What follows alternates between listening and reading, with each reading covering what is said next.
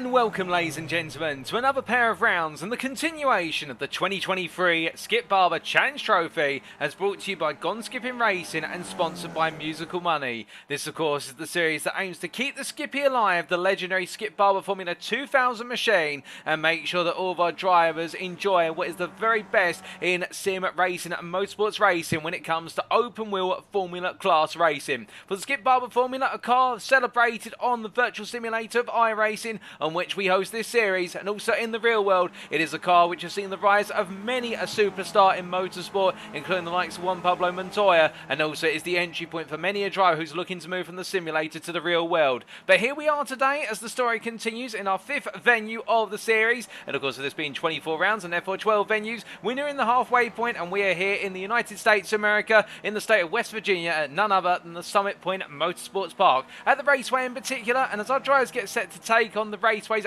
main circuit layout of 10 corners and just shy of 2 miles, well, it is going to be an absolute blast around here, because if you're looking for a circuit that naturally invites close racing, you're looking at it, because over the course of its duration, this circuit brings together multiple long straights and a number of close-knit corners, and what it means is our drivers will all be bunched up together through the corner sequences and be able to attack one another once again on the straights into the next heavy braking zone. And while Road Atlanta was a feast for the eyes last week, and today we're going to be on a much more tantalising course, if I can dare say that, given the intensity of the racing that we have seen round after round and race after race. But as we look to get underway tonight, let's take you through your schedule. At times in British Summer Time, that's BST, or Universal Coordinated Time +1, UTC +1. And as we can see, in just under 19 minutes time, we'll be going into our qualifying session of the day, 15 minutes in duration. Of course, all the drivers out of the circuit looking to deliver their utmost when it comes to lap time and put themselves for success in terms of taking pole position. After that, we'll transition immediately into the round 9 sprint race, the first race of the day here, and that'll be at quarter to 9, 20 minutes in duration, and there were no pit stops expected. It's going to be flat out all the way, no holds barred racing action, and who will come out on top. And of course then we take a brief break before we return at approximately what is 9:10 for the setting of the grid for our second race of the day. It'll be the round 10 feature race, 40 minutes in duration, and with that all important mandatory pit stop thrown into the mix. Indeed, it's the art of fuel saving versus going all out and trying to break away from the field. Well, as you get ready to settle in for this live broadcast, in the quarantine booth you have myself, Paul TX141 Walsh, also known as Britain's Bit, depending on what media you follow me on, and this broadcast is being brought to you live via my official YouTube channel at TX141TX, also known as Paul Walsh in terms of use the name. But as we look to get set, we say hello to you guys and girls in the chat. I hope you're all doing well and you're all set for another fantastic evening of racing action. And indeed, we have got an absolute thriller on our hands here. And well, let's take a look at our schedule as the season carries on. And indeed, we've gone through a number of rounds, but we've still got plenty more to go. So as we can see, looking at the calendar, thus far we are making our way towards the halfway point. We started off all the way back on the 17th of March at the Charlotte Roval Circuit in North Carolina in the US of A, back in rounds 1 and 2, and there it was all about seeing which drivers could tease out the ultimate lap time in qualifying, and that went of course to Rasmus S. Vuori. But in the racing, it came down to much closer knit racing between other rivals, including the likes of Jeff Randall, Nathan Wade and Cristian Pérez. Went forward a week to rounds 3 and 4. Our second venue was the Sebring International Raceway in the state of Florida, the Sunshine State, of course, and there on the old Army Air Base on the 24th of March, it was rough, it was rugged, and our drivers enjoyed an absolutely brilliant flavour of racing, but it was Nathan Wade in particular who stood out the most. Then rounds 5 and 6, Wade carried on as we made our way down under to Bathurst, the Mount Panorama Circuit in Australia, and on the 31st of March, we got to see plenty of rivalries, and indeed some tempers absolutely flare up in the sprint race in particular, but in rounds 7 and 8, we made our way back to the United States of America last week for the Road Atlanta course, the roller coaster ride of road racing in the state of Georgia. And on the 7th of April, well, it was a roller coaster ride like no other, with the short course of Road Atlanta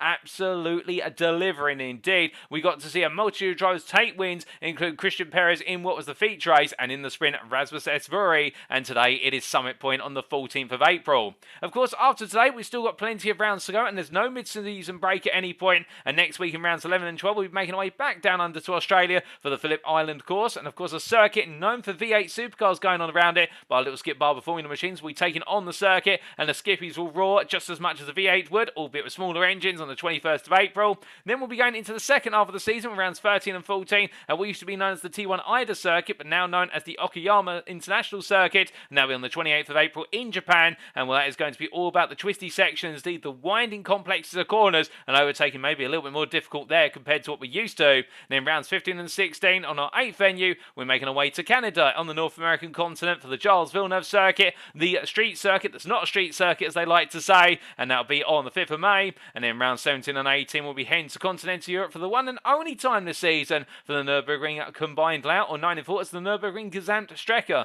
And on the 12th of May, it's going to be a very different day given the length of the lap there, and we'll tell you all about that and more when we do get to the round.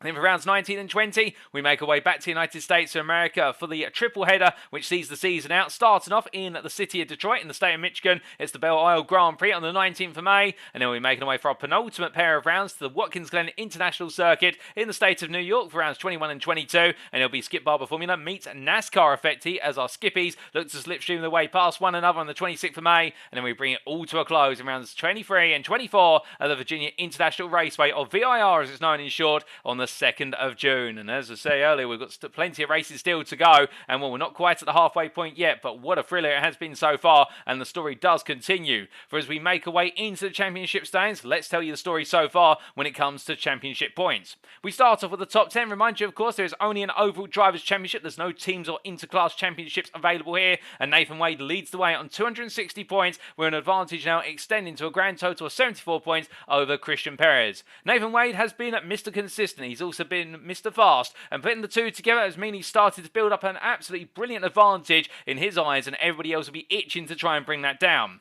In P2, Cristian Pérez moving up 2 places since last week and onto 186 points with a 70-point advantage being gained, and you can see they're jumping ahead of Rasmus S and Jeff Randall. But the key thing here is for Cristian Pérez, he does look to be the man to potentially beat Nathan Wade with the pole position at Road Atlanta and also the win in the feature race, but can he begin to shrink the gap down? That will be his ultimate target today. Meanwhile, Rasmus Vuori in P3, gaining 3 places as well last time out, moving up to P3. Now 9 points clear of Jeff Randall, who's dropped 2 places by comparison, and the difference between the two of them is nigh negligible, in the fact that Vuori has shown a lot of pace in qualifying and also in the races, but he's also been hit by a couple of incidents, not necessarily his fault, and also some slow starts. Meanwhile, Jeff Randall, by comparison, not always been the fastest in qualifying, but when he has been able to set a lap time, it's been up there, and in the races, that's where he comes alive. So I suspect there's going to be sparks between Vuori and Randall as they both try to chase down Pérez. In P5, Mark Beckhouse was unable to attend last week, ahead of Stefan Herman, who's now in P6 and 114 points, and then we see it's a 14-point gap to the pair and 100 points of Ryan Jackson and 1 at Rodriguez, where Jackson is ahead of Rodriguez based on result count back in the battle for P7. 9 points off them, Jack Atkinson in P9, and then we have Enzo Cantor completing the top 10 there on 84 points, with a difficult day last time out at Road Atlanta, but gaining some key points, he moves his way into the top 10 for the first time this season. Outside of the top 10, P11 through to P20, Gordon van den Bergen on 82 points, not too far off the top 10, and looking to battle his way back on in. But look there in P12, Nick Vaughan Roberts gaining 53 points last week, an absolutely colossal haul of points, and seeing him jump all the way up into the top portion of the drivers outside of the top 10 now, only 2 places away from the top 10 and 1 point off of being best of the rest in P11. Vaughan Roberts is going to be one to watch out for tonight if he is able to attend. Rinko Pleisier, meanwhile, in P13, we got to see plenty of brilliant battling by him last week, and moving into P13, 2 places up with 27 points going into his bank account. But look at Daniel Tufts there in P14, and Tufts another driver to watch out for. We got to see some moments of brilliance from him, and could he continue that momentum today and try to crusade his way into the top 10, with Neil Gardner not too far behind, only 6 points off, and ahead of Rody van der Meyden based on result count back alone. But in P17, David J. Burns ahead of Paul Smithhurst, and it's Kevin Budgeon and Chris Wayne to complete the top 20. And then coming to outside the top 20, P21 through to P30, Adam Miles with 3 points over Terry McGrauther, with Titus de Jong in P23 and having a very difficult day at Road Atlanta compared to most. And then Stefan Cromwells and AJ Campbell completed the top 25. Paolo Anzioso gaining some key points on the board on 32 points down P26, with an 8-point advantage over Ludwig Sauer, and it's Clark Williams, Sebastian Holmichael and JT Kupinen who complete the top 30. And we should point out that Sebastian Holmichael making his debut last week and having a good debut, putting 18 points into his account, and he'll be looking to gain plenty more in the midfield pack today.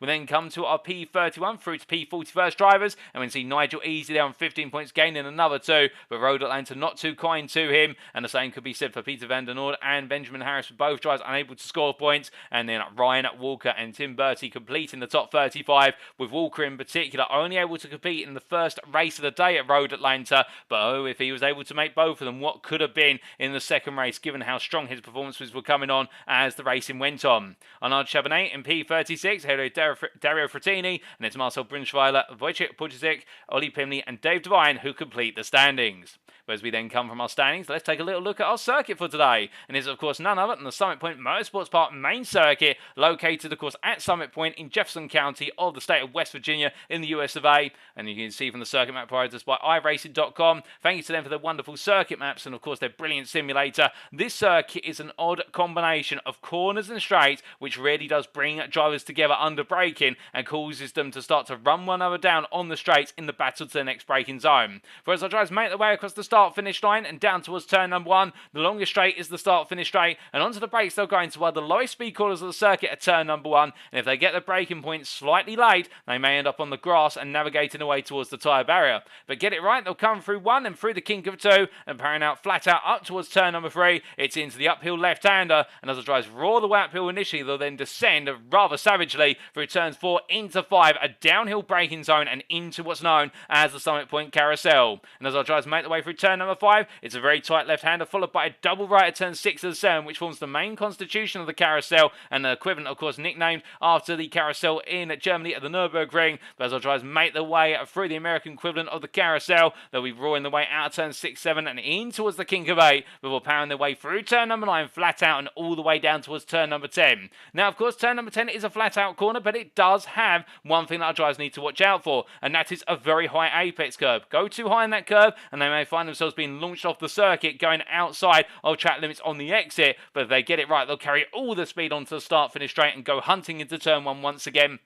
So it's going to be a fast and furious lap around here, with the braking zones that are in place being limited, but they're very heavy on the brakes, and the overall acceleration zones being consistent, constant, and mean that our drivers are going to reach some of the high speeds that you're going to see all season. But as we get ready to go racing, of course, let's give you a reminder of our rules, and we start off with the car setup, and for informing you this is an open setup series, and we should point out the only thing that is restricting our drivers' cars is the fuel loads, and the fact they are restricted to 60% maximum fuel tank for all race day sessions, and that means it does not necessitate a pit stop in the sprint races, but it mandates a pit stop in the feature races. Qualifying wise, an open qualifying format shall be used, so you will see in the 15-minute qualifying session all of our drivers out of the circuit together, looking to get their best possible lap times in, and slipstream could be key, and it definitely will be here. And as we come on to our rules for the races in general, races shall commence via a standing start, as is the tradition of the Skip Barber Challenge Trophy. One fast repair is available, and the driver shall receive a drive-through penalty if they accumulate 17 or more instant points, and they shall be disqualified from a given race if they accumulate 25 or more instant points. In the sprint races, we said there are no mandatory pit stop requirements, and in the feature race, well, the grid will be set based on the results of the sprint race, with the top 10 finishing positions being inverted. What that means in layman's terms is that the driver who wins the sprint race will be starting P10 on the grid for the purposes of the feature. Meanwhile, the 10th place finisher in the sprint race will be starting on pole for the feature, and the drivers in between from 2nd through to 9th, they will be inverted for the purposes of starting on the grid for the feature race. Meanwhile, the driver who finishes 11th in the sprint race, well, that's exactly where they'll start on the grid for the feature race, and we work downwards from there. So if you finish last in the sprint, of course, you'll be starting at the back of the field in the feature race. And we should remind you there is one mandatory pit stop in which drivers must take on fuel, but changing tyres in the feature race is entirely up to the driver's discretion. But that's enough rules, regulation, everything in between. I know we're all here for this fine Friday evening, and it is racing here in the US of A. And as our drivers get set to go, we do look to Jeff Randall making his way on around, and we're coming on down towards the final corner here. It's a very long run for the Gone Skipping racing driver, indeed for everybody, and it does look as though it takes an eternity to get to that final corner. But as he comes on through there, nice flying line, and then making his way down towards turn number 1 again. And what I suspect here, it is going to be very intense in this run down towards turn number 1, because look at the length of the straight, and indeed this is only what is a 2-mile course around here, and well, a good chunk of it is that straight alone. You could say it's almost a quarter of the lap, if that, might even be a third of it based on some calculation. But as we see the Briton making his way on through, I did have the opportunity to catch up with him briefly in the build up to tonight, and he did indicate to me the potential expectation that around here it would definitely be racing that is incredibly close all the way throughout, given the fact that the lap around here is so straight line orientated at certain points. But as we do say hello to Miv Racer 77 there in the YouTube chat, and I do believe that is Paul Smithhurst in fact, and well, we do look forward to seeing him out on circuit, indeed all the drivers out on circuit today. And well, good evening to you folks. If you haven't said hello in the chat, don't be shy, feel free to say hi, and do let us know how you're doing and what you've got planned for the weekend. But also do let us know who you're cheering on as we look to championship leader here, Nathan Wade, in the 24 car, and well, he makes his way out of the carousel. He really has become the man to be, and well, when we spoke to him last time out, he did say in the post-round interviews on Road Atlanta that he was not looking at the championship, he was just looking at it from round to round, not fussed about the championship. Of course, some other drivers potentially feeling, such as Cristian Pérez, that Wade might be a little bit fussed about the championship given the performance he's putting in so far. But I can tell you one thing right now, he's absolutely cool as a cucumber behind the wheel of his Skippy as he makes his way down towards turn 1 there, and right now he is definitely taking it round by round, and every round he is making big gains. But as he heads towards the braking zone for turn at number 1, we look from drivers who are regulars to a newcomer for today and for this season, and it's Mark Rayner, the Canadian, in the number 97 car, making his way on around there in the GoPro machine as he comes on down the backstretch towards the final corner. We look forward to seeing how he'll get on today, and he'll be fitting into the mix, there's no question about it, as he comes into the final corner and looks to get himself set. And what's very interesting already in this final practice session, you can see with 5 minutes to go, and of course we can't read too much into these times because we don't know where drivers are setting on high, medium or low fuel, and whether the tyres are fresh or whether they've been rubbered in heavily. But the key thing here is look at the fastest time set by Jeff Randall. It is a 19.745, but then behind it you have got a top 5 separated by only 2.5 tenths or slightly over. Indeed, the top 10 separated by only 5.5 tenths at this current point in time, with Rayner being in P10 as he goes for a little spin there at the first corner. And well, that's the thing our drivers got to be wary of, in the fact that if they do end up going off at turn at number 1, they'll end up beached there in the gravel and have to try and recover the car. As we do look to Terry McGrauther making his way on down towards turn number 5, into the carousel he goes. The Scotsman here in the 888 car. Looking good indeed, a very distinctive livery on the machine there with the BMW Motorsport logos on the side, and then he comes up roaring on through the corner there. And what else is new for today? Well, we have talked about the introduction of what is Mr. Rayner to the series, Mark Rayner joining us, and I believe we might have a couple of newcomers who we will introduce in due course, but also we will be looking to conduct some mid-round interviews this today. And what that means is that we may be patching into some of the cars from our drivers during the practice qualifying and indeed the race session. It'll be very likely that we're going to be patching in during the qualifying session for a driver or two, and we may try and catch a driver in the race if they're not knee-deep in battling, of course, because we don't want to distract the drivers midway through their battling. But speaking of one driver right now who's looking very fast out there, and I think we can get a brief word from him as we try to patch through to his car, it's Jeff Randall. Well, as we get the patch through to Jeff, can you hear us? Careful. Well, it's good to have you patching through, Jeff, and well, looking fast out there at the moment in this practice session. Look, how are you feeling for tonight? Well, a little bit edgy actually. It's going to be a tricky one. The track is steadily warming up and it's getting less and less grip. But yeah, if I can get a decent qualifying, I fancy my chances of hanging around with the guys at the front. Going to be interesting qualifying. You fancying your chances, and that's a lot of confidence being weighed given the closeness of this field. But as you're making your way on around here, where do you think you're going to be the major points of battling today? Any particular corners you're watching out for, or even any of the straights? Yeah, without a doubt, turn 1, always turn 1, and then coming into the carousel into turn 5. I think there could be a lot of too wide action around there. And there's always a bit of an overtaking opportunity going into the final turn as well. But that is a risky one. You don't want to be on the outside round there unless you really trust the driver on the inside. Oh, goodness me, that's a fair point. Well, with that, Jeff, we'll leave you to it in your final preparations, but good luck to yourself for tonight, and we may try and catch you a little bit later on in the racing. Thanks, Paul. So hearing there from Jeff Randall from on board, hopefully you could hear him over the sound of the engines roaring on around. But the Gone Skipping Racing driver there, feeling confident given the fact he feels they may have a bit of an edge here. And also when we asked him about the major hotspots with regards to battling, talking about turn 1, perhaps the most obvious one, but also with regards to some of the other corners around here and also the straights. And well, for the 107 driver, of course, the number in his car referring to his maximum brake in snooker. Well, right now he's going to be not quite playing snooker in the car, albeit he may be looking to try and put a couple of moves as he makes his way around in the racing. But his focus first and foremost will be on getting the car to the end of the race and what place he can gain after a strong qualifying session.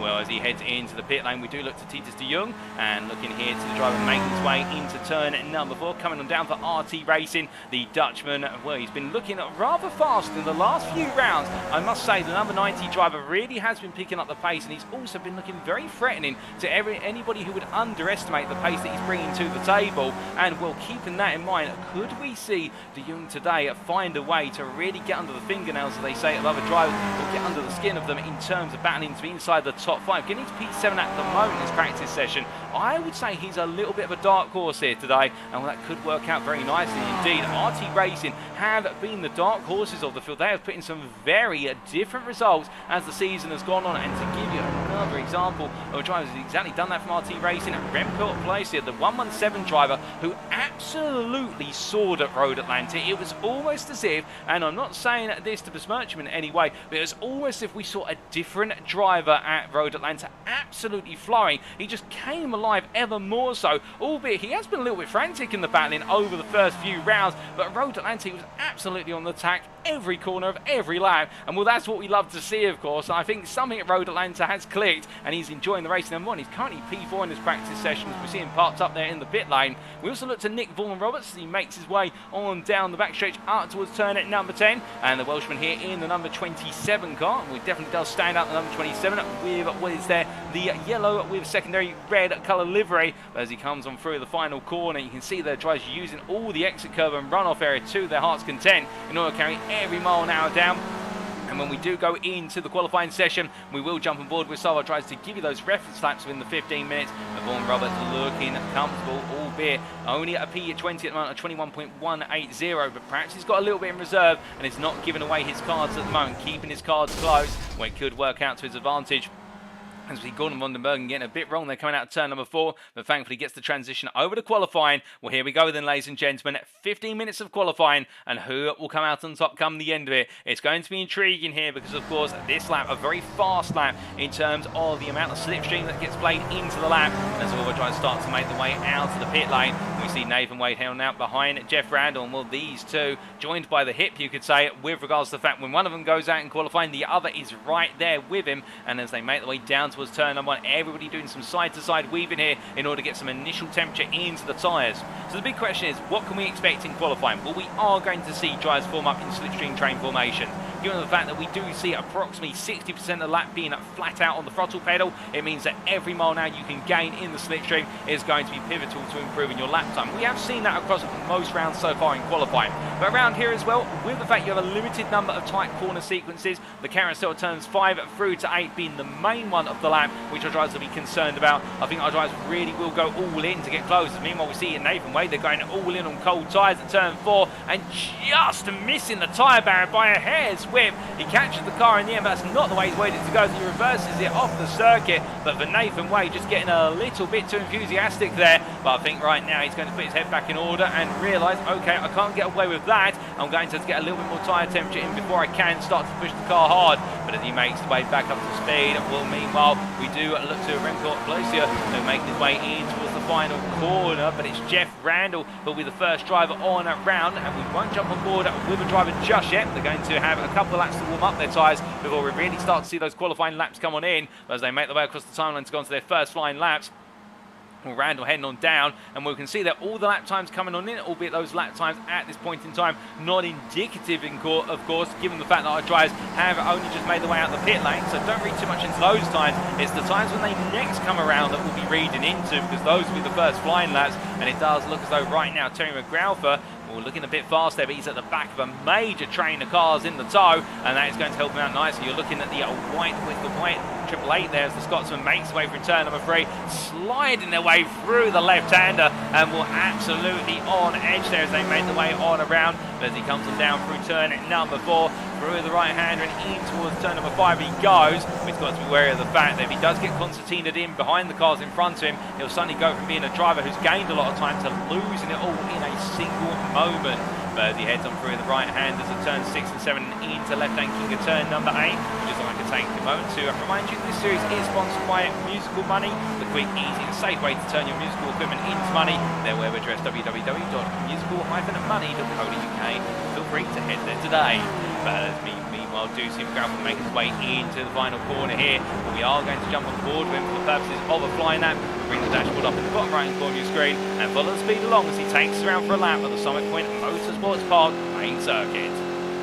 And across the timeline and down towards turn number 1 he goes. It's a long run all the way down here, getting the distance of the drivers in front and looking to break there. The 150 cone marker, the third mark as he comes on in first gear. Hits a nice apex now, powering out through turn number 2, completely flat out here through the right hand kinks. He makes way out towards turn number 3, and this is where it becomes a juggling act of drifting the car onto the turn 3 apex. In he goes, it will be a lift off the throttle, let the car drop some speed, and as he comes on through, drops more speed, runs a bit too wide, however, but he catches the car in time. He'll carry the lap on because he'll want to chase the toe in front, and as he makes his way down into turn number 4, coming on down there flat out, getting the car drifting before onto the brakes for turn number 5. Into the carousel he goes, then first gear, now making his way back up through the gearbox. The car has gone wayward. We're trying to see who that is, not quite sure, but as he comes through 6 into 7, second gear up to third gear shortly, as he tries to go for the upshift on the exit of the apex, and as he comes through turn number 8, now making his way through the right hander of 9, balance the throttle slightly, but staying full as he comes on through, and now up towards the final corner, charging all the way down, building up the speed all the way to the timing line. But as he comes through turn number 11, lift off the throttle initially for turning, and then flat out as he returns on corner exit and making his way towards the start finish line. It is not going to be a valid lap given the run wide. He'll go again, but that is a lap of the Summit Point Raceway main circuit, as brought to you by Terry McGrath and Will, the Triple Eight driver, absolutely pushing it. Didn't quite work out that time around, but he's still got plenty more opportunities to try and push it a little bit harder as this qualifying session goes on, because with the lap time being just shy of 1.5 minutes, our drivers will have approximately what is 7 to 8 laps to be able to get their lap time on the board. But as we do look to Paul Smith first, well, he's in the mix here, just tucked in behind Jeff Randall, and well, as the MIV Racing driver comes through turn number 3, I think Randall there slightly out of position. They're all trying to negotiate one another. You'd think they're racing right now, given the fact they're all nip and tuck and well behind. I believe that's Gordon van den Bergen also trying to find his way into the mix in the Phantom Machine,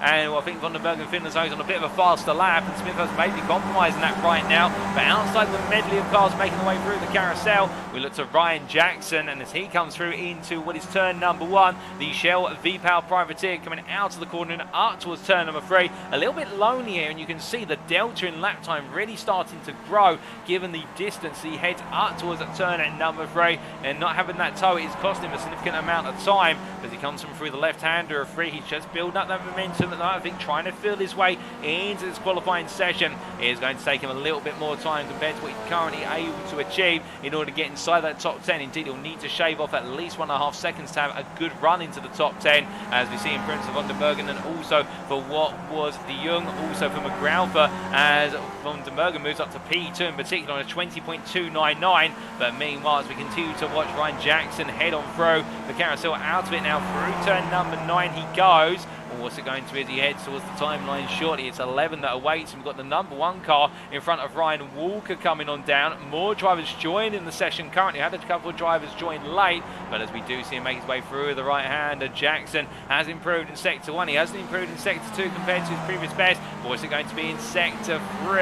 Comes to the timing line, and will currently P20, and where's the lap this time? He moves to P16. It's a 21.172. Well, it is a sizable improvement, but he needs to improve a lot more if he wants to get close to that top 10, given the fact he's got to find another 4 attempts as a minimum to have a chance at the top 10, and given the P1 through the P10 separated by 6.5 tenths currently, and Jackson a whole second off a pole position. But as we look from here at 2 drivers who are just starting to put their laps in, Jack Atkinson coming on down towards turn at number 4 into the braking zone. The only driver yet to get a lap in is Chris Wayne, and we'll wait to see how he fits into the proceedings in due course. But as our drivers continue their way on around here, well, we can see right now everything building up little by little, and our drivers getting themselves comfortably set, as meanwhile McGrath improves further to a 20.378 off camera. And what I do believe we may get a brief refresh of our overlay very shortly, ladies and gentlemen. Don't read too much into that, just a bit of driver data being loaded in the background. But as we do look to what is Daniel Tafts as he heads into turn number 11, and there is the update on the overlay, and indeed we'll just have that refresh appear on the screen for you. And we can see here Tafts currently P19 as he comes down towards turn number 1, and once he makes his way on down, Wade has improved to P2 on a 20.176, so Nathan Wade now going on the full attack for Tufts. Meanwhile, after what was an absolutely flying set of performances at Road Atlanta, not quite on the pace here, but I say that, and he's 1.2 seconds off a pole, and that is enough to put in P19. You wouldn't believe it if we told you that. You've got to see it with your own eyes, and we're seeing it here in the fact right now the top 15 separated by a second from Vuori to Rayner, and then everybody else behind is in close proximity to 15th place. This is going to be a qualifying session where I think we could see anybody inside that top 10 and potentially anybody inside that top 5 if not on pole position. But current pole sitter, it's none other than the flying fin of Rasmus Vuori as he makes his way out towards turn 10.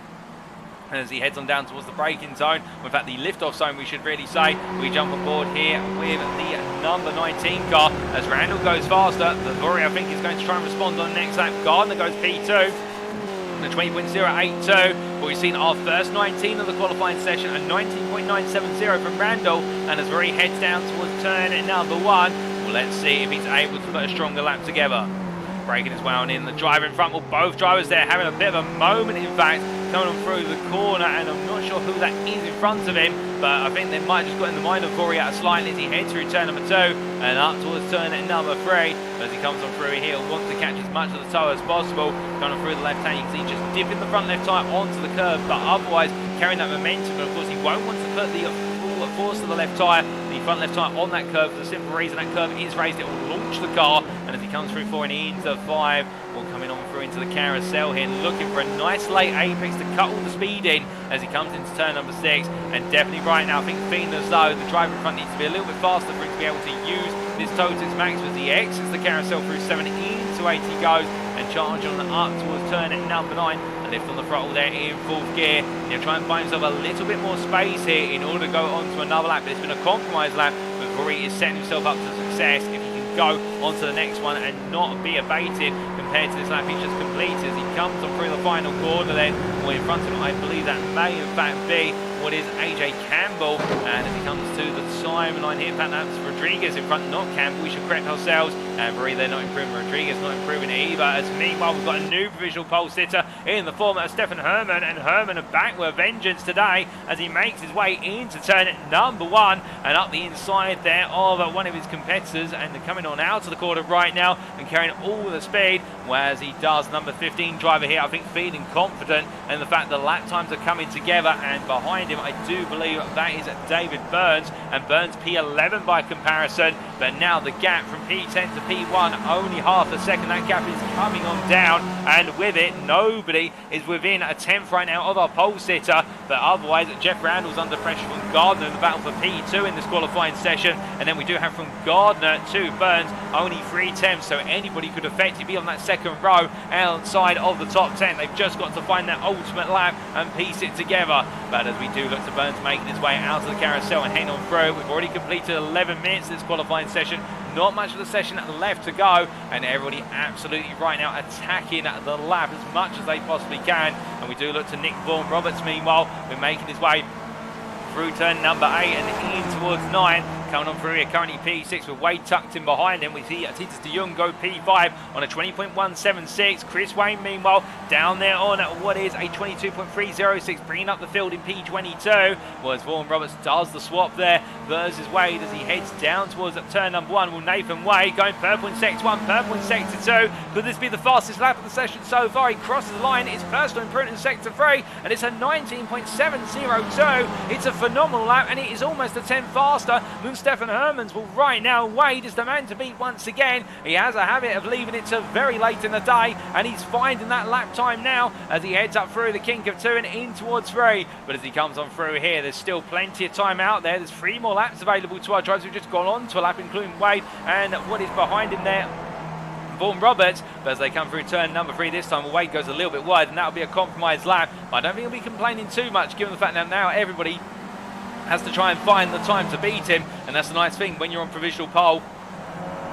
when the qualifying is so close, he's able to find a whole temp. Well, a whole temp is not going to be easy to find unless somebody puts in the ultimate lap, bringing together the best possible slipstream with the best possible lines to the apexes. But as we see Wade making his way through 7 and 8, meanwhile we look to Miles who crosses the line, and that's Adam Miles who's gone P4 as he comes on down, and I believe Gordon van den Bergen and Miles swapping places one another as the 85 driver steps in front of the number 50 driver, coming on through turn number 1 into 2, and as they roll the way on out, meanwhile Stefan Herman returns to pole position there by 1.5 tenths and just over versus Wade. It's a 19.539 for Herman. Well, right now, we said only moments ago that Wade looked comfortable. I don't think he'll feel comfortable anymore, and well, we've underestimated the potency of Herman being able to deliver a fast lap as we see off circuit there and just gradually navigating his way back onto the racing circuit. That's Paul Smithhurst, and that will be a compromised lap as he comes on around, but Herman looking the fastest of everybody. Meanwhile, we do look from him to what is P11 best rest Paul Smithhurst as he comes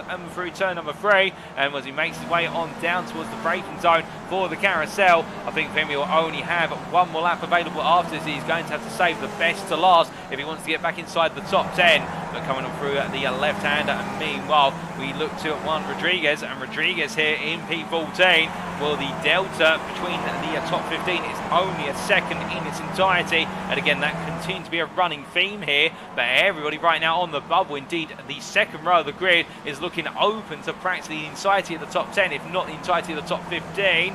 Miles jumps up to P4. Herman's into the pit lane, so he thinks he's got the job done. So does Rasmus Vuori and David Burns. They've both come on in. We've also got Ryan Walker into the pit lane, P20. Meanwhile, Rodriguez crosses the time line, proves to a 20.093, almost on the cusp of what is a 19, and he moves to P7 as a result. Campbell moves to P17. That's AJ Campbell, we see just in front of him as they make their way through turns 1 and 2. Wayne improves a little bit further at the bottom of the order. Is anybody else able to improve? Well, Herman in the pit lane. I think he feels he's got it done. Nathan Wade is in as well. There's not enough time now for our tries to go on to another lap. If they're on a lap, they'll need to finish it as soon as possible. As we see the Arton Motorsport machine of Campbell going a bit wide there through turn number 3. I think he's going to park it up and call it there, given the fact he's had an off track and it's invalidated the lap. As meanwhile, Remco placing in P12 and was 7 tenths off a pole, but I think he'll still take inspiration from that. We do have Gordon van den Bergen making his way through turn number 9 and down towards turn number 10. So right now he could be in the hot seat here for an improving lap, albeit if he is going to be on one. Well, he hasn't improved in subsectors 1 or 2, so he's leaving it all to the last corner, but there's not enough time. In fact, as the checker flag comes out in his qualifying session, it's Stefan Herman who takes pole position by 1.5 tenths. So our drivers transition their way to the grid for our first race of the day. This is how they line up for the round 9 sprint of the 2023 Skip Barber Challenge Trophy. Stefan Herman takes pole position by 1.6 tenths in the end over Nathan Wade. Behind them on row number 2, it's Nick Vaughan Roberts and Adam Miles, followed up on row number 3 by Gone Skipping Racing's Jeff Randall and the privateer of Neil Gardner. On row number 4, Juan Rodriguez from Firebird Sim Racing and the privateer of Rasmus Vuori, with David Burns and Terry McGrath completing the top 10. We then see on the 6th row of the grid, outside the top 10, best of the rest, Titus de Jong from RT Racing P11, and he's joined on the 6th row by his teammate, Remco Placier. Then coming on to row at number 7, it will be the pairing of what is Paul Smithhurst and Gordon van den Bergen for Sickhead Racing, and on row at number 8, it's Daniel Tufts and Jack Atkinson. On row number 9, it's AJ Campbell from Arton Motorsport and the privateer Mark Rayner on his debut, qualifying P18, and he'll take momentum forward into the race, with Ryan Jackson and Ryan Walker completing the top 20 on row at number 10. We then have Dave Devine and Chris Wayne from Gone Skipping Racing on the final row of the grid. A difficult qualifying session for Chris Wayne in particular, and now he'll be thinking about what he can do from the back of the grid in order to gain places, calm, lights out, and away we go for the first race of the day. But as we wait to go racing then, ladies and gentlemen, the grid gradually being populated by our drivers, and looking from the blimp camera here, and the blimp nicely situated at the moment, an absolutely packed grid here. 22 cars taken to the grid today, and well, who will come away with the big score? That will be the change for everybody. And looking to the back of the field, indeed, anybody could have an opportunity. It only takes one misstep from a driver to fall to the back of the field and other drivers to come on through. And David Devine and Chris Wayne on that final row will be thinking about what they can do. But meanwhile, as we look from them to a bit further up the order and up towards Juan Rodriguez, we'll start in at P7 on the grid for Firebird Sim Racing. And well, the grid is set, ladies and gentlemen. We await the lights. 1 red light, 2 red lights, 3 red lights, 4 red lights, 5 red lights.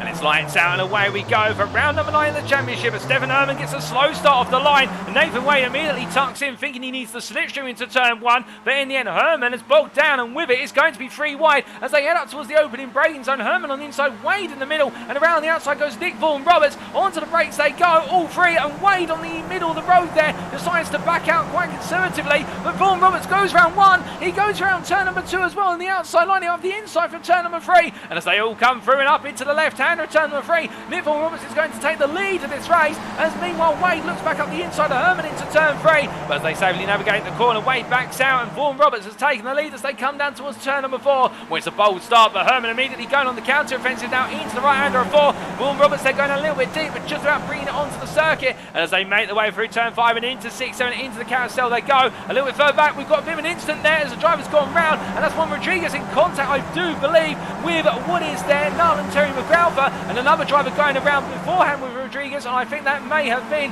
what was Mark Rayner. Alternatively, I believe it could have been Jack Atkinson, but either way, there's been a bit of a disaster, and we'll try and understand what exactly happened. In fact, that's Neil Gardner, who was the driver initially in contact with Rodriguez, but as we look to our drivers making their way into the final corner for the first time of asking, it's Vaughan Roberts who leads. They make their way onto lap number 2, albeit by such a slim margin here, it could change before they get to the next braking zone. Well, as they head on down here, it's going to be Herman who looks at the move immediately, with Vaughan Roberts going a little bit deep, coming out the corner, taking some gravel with him.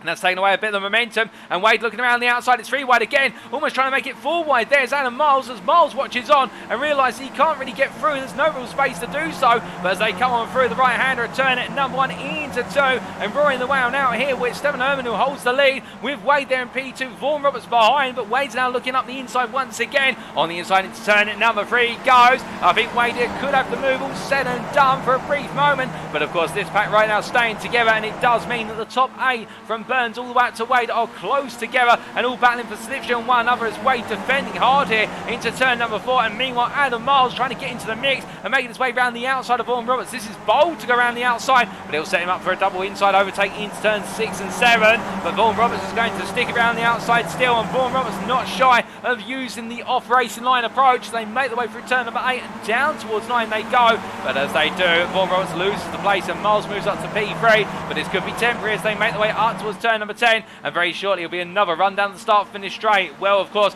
that start-finish straight shaking things up each and every time. We're hearing that Neil Gardner, the only driver who's in the pit lane currently after the early instance. We also had Chris Wayne take to the pits for a brief moment. He's back out on circuit P21, but as they make their way across the timeline this time, a couple of run wides there for drivers, but it is currently Nathan Wade who leads ahead of Stephen Herman P2, by the way Adam Miles P3, Nick Vaughan Roberts P4, Jeff Randall P5, and then we can see Rasmus Vuori behind, but we look to the front, it's 3 wide again to the braking zone. Herman on the outside, Miles on the inside, Wade in the middle of the road, Nick Vaughan Roberts looking to chop his way through as well. Meanwhile behind, Randall has kept ahead of what is Rasmus Vuori and Smithhurst, and Smithhurst looking up the inside now around the outside in the rear of your picture versus Vuori. Meanwhile on the front of your picture, it's Herman defending versus Miles and Wade, but meanwhile Rasmus Vuori here holding on to the position of versus Smithhurst as he just about keeps 2 wheels on the exit curve there at turn number 3, and that'll be valid as they make their way down towards turn number 4 for the purpose of the track limit cuts. They head in towards the carousel once more, but indeed we can't really recall the field too rapidly because it's changing so quickly, but Stephen Herman now holds the lead ahead of Adam Miles, Wade, Vaughan Roberts and Randall.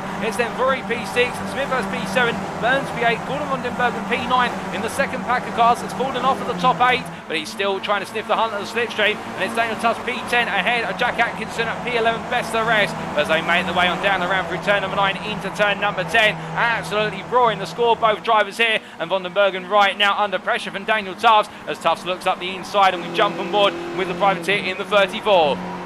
Now going through the right hander here, he'll look for a better run off the apex as we see a car round, and that is, I believe that's Paul Smithhurst who's gone round. We're going to have to dissect what exactly happened there very shortly via a replay or two, but Tubbs looking up the inside, he's got all the speed, he's got the slipstream. I think this is going to be a straightforward move onto the brakes very shortly as he heads onto the brakes at the 150 marker, and indeed hooks up very nicely as he clicks the apex curve there and makes his way on around, and a classic pass on von den Bergen as he heads up towards turn number 3, but as he comes on out the corner, meanwhile we look to Wade at the front of the field again, side by side this time with Herman coming into 3, and as they make their way for the left hand, Stephen Herman outside, still 2 wheels on the circuit however, they give him one other respectful racing room, and as they head on down to turn number 4, it's going to be Miles on the inside here, with what is Vaughan Roberts and Randall behind. Now they all stay together with him, that Burns is to be towed to the pit, We're not quite sure what the story is there, as Miles almost loses it coming through turn number 4, and turn number 5 I should say, as they come through 6 and 7. Well, Miles collects the car up, and Jeff Randall looking around the outside, but Randall being made to back out as they head through turn number 8 and on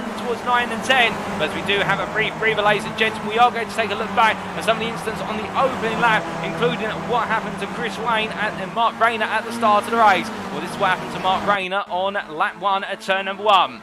So as all of our drivers made their way down to the opening braking zone, looking towards the rear of the picture of Mark Rayner, the Canadian, and on to the right. Oh, goodness me. And, well, Rayner just a passenger there as another driver getting it very wrong alongside him. We're not quite sure who got it wrong there, but one did. Ryan Walker as well caught up in an instant, and Chris Wayne got caught up in that. And I do believe that may have been, if we look from Walker's perspective here, you're going to see a car on the right-hand side have it all go wrong. And it does look to be, what's the 53 car, and Walker has to navigate off the road there as part of evasive manoeuvres, but it all went wrong for so many a driver. And the 53 car, Dave Devine, being the culprit there in terms of being off circuit, albeit we're not sure if there was a little bit more to Dave Devine going off circuit, so we're not going to point fingers, but Devine definitely in a difficult situation in the end, making contact with the two other drivers as a result. But as Randall battles on here on your live pictures versus Rasmus Vuori behind him, and what is Nathan Wade in front. Meanwhile, we do have an opportunity to take a look back at what happened to Neil Gardner on the opening lap, and well, this was in the run into the carousel.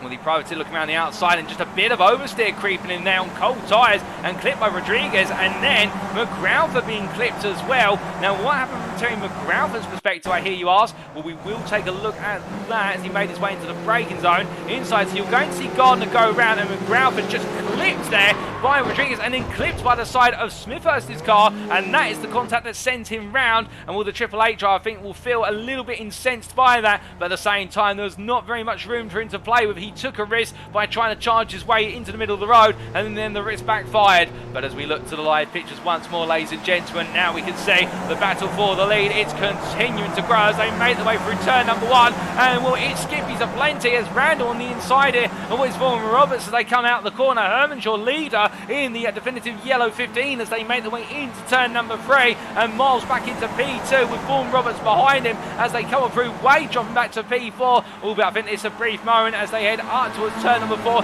given the fact that any one of these 6 drivers right now could be leading come the next lap. And as they roar their way down to the carousel this time, well, they'll all calm down for a brief moment, but it's not calming down behind them as Tufts looking to go on the offensive versus Van den Bergen as they head out to turn number 5 in towards 6. They roar, and as they head down to the braking zone here, well, we can tell you that right now Tufts is going to make the move because of Van den Bergen going very wide, and Van den Bergen's into the tyre barrier. No, he's not, but he collects the car just in time, but goodness me, that could have been a disaster for him. He's lost out a lot of places, but it could have been far, far worse if he made contact with the wall. AJ Campbell moving to P11 as Van den Bergen builds up his speed, but Daniel Tufts finds his way into P7, and now as he charges his way through the final corner, and we head towards the midpoint of this race, where he's got Atkinson behind, and Jack Atkinson and Tufts both gaining 8 places since their starting positions, and both drivers here really pushing on, the biggest gainers on the grid so far, and I think they're thinking about what else they can gain. Well, for Atkinson, he's taking a stiffer move up the inside for P7 versus Tufts, and in return you have Pleiser and what is Titus de Jong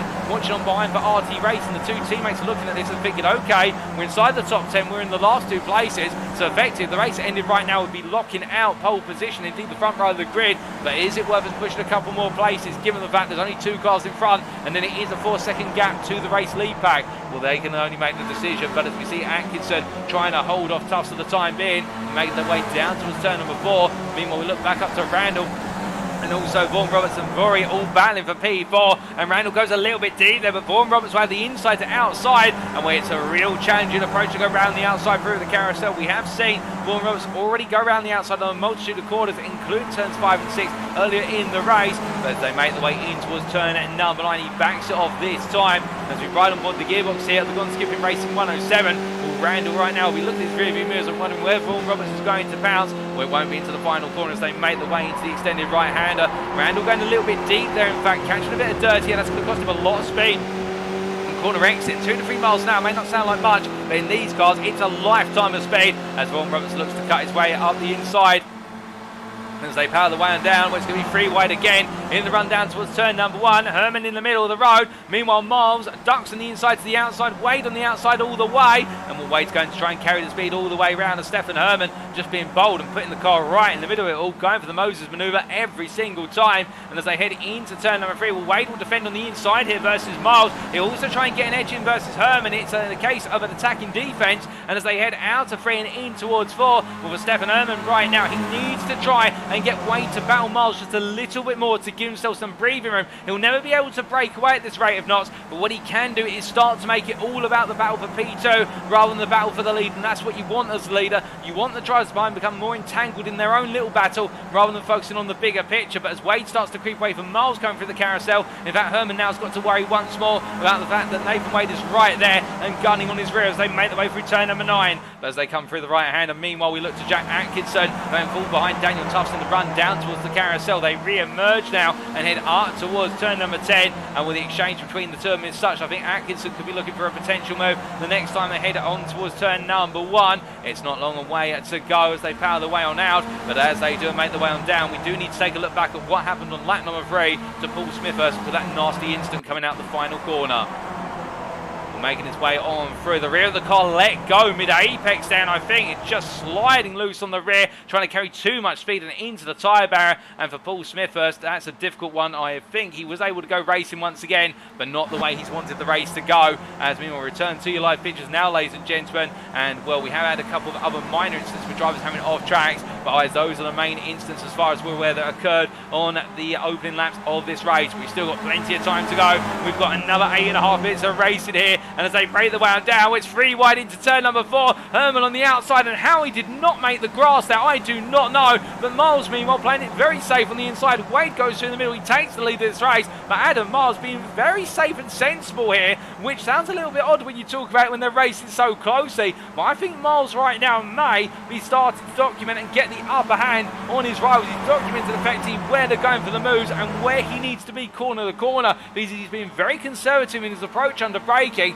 And what you can also see this has done, it's given Wade a couple of attempts advantage as they make their way into turn number 10. It will not be worth anything by the time they get down to the braking zone for turn number 1. But Miles has also caused Herman and Vaughan Roberts to fall back to 4 attempts off, and perhaps Miles is trying to naturally break the lead back up in order to give himself an opportunity to take Wade on one-on-one, because as things plays out at the moment, if they stay this close all the way to the end, it's not one-on-one, it's 3 way into each corner, and Miles up the inside of Wade. Meanwhile, behind you see Vaughan Roberts on the outside versus Herman. Herman defending, but meanwhile, Vaughan Roberts carrying all the speed. We know he can do this. He loves to go around the outside into turns 1 and 2. It sets him up the inside into turn number 3. And I think Vaughan Roberts may get this done here. He may be able to get himself back ahead, albeit as they make their way through 3. Herman's going to carry the speed round the outside. Vaughan Roberts gives him the space. Randall, meanwhile, gets the better run off the corner, but he has to lift off slightly as they make their way into turn number 4. And as he comes on down, he'll look round the outside of Vaughan Roberts.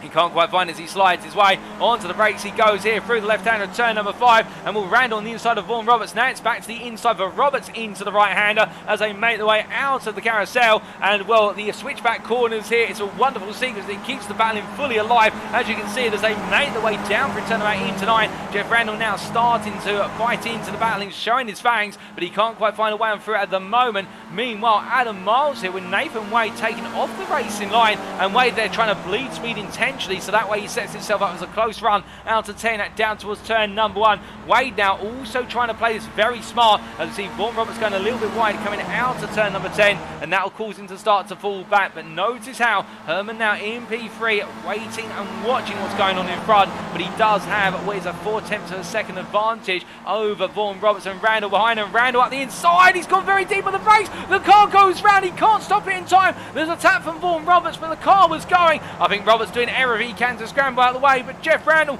has gone round, and the confidence that he's carried into the corner has cost him, as now it means that it's a top 5 battle rather than a top 6 battle for the lead. But as we can see Randall coming back up to speed, he drops down to P12 as Gordon Vandenberg and AJ Campbell jump ahead. But meanwhile, Rinkel Blazier now up to P8, Titus de Jong behind him, where it's going to be Gordon Vandenbergen, who's naturally inheriting P10, and with that reverse grid pole for the purposes of the feature race at this rate, if things finish as they currently stand, I think he might have a little bit of a grin on his face right now, May Vandenbergen, as we look to him making his way through turn number 5, but he had to put that grin away very shortly because he's got building pressure behind, and it's AJ Campbell who's looking to try and keep him honest as they make the way out of the carousel and down towards the end of the current lap.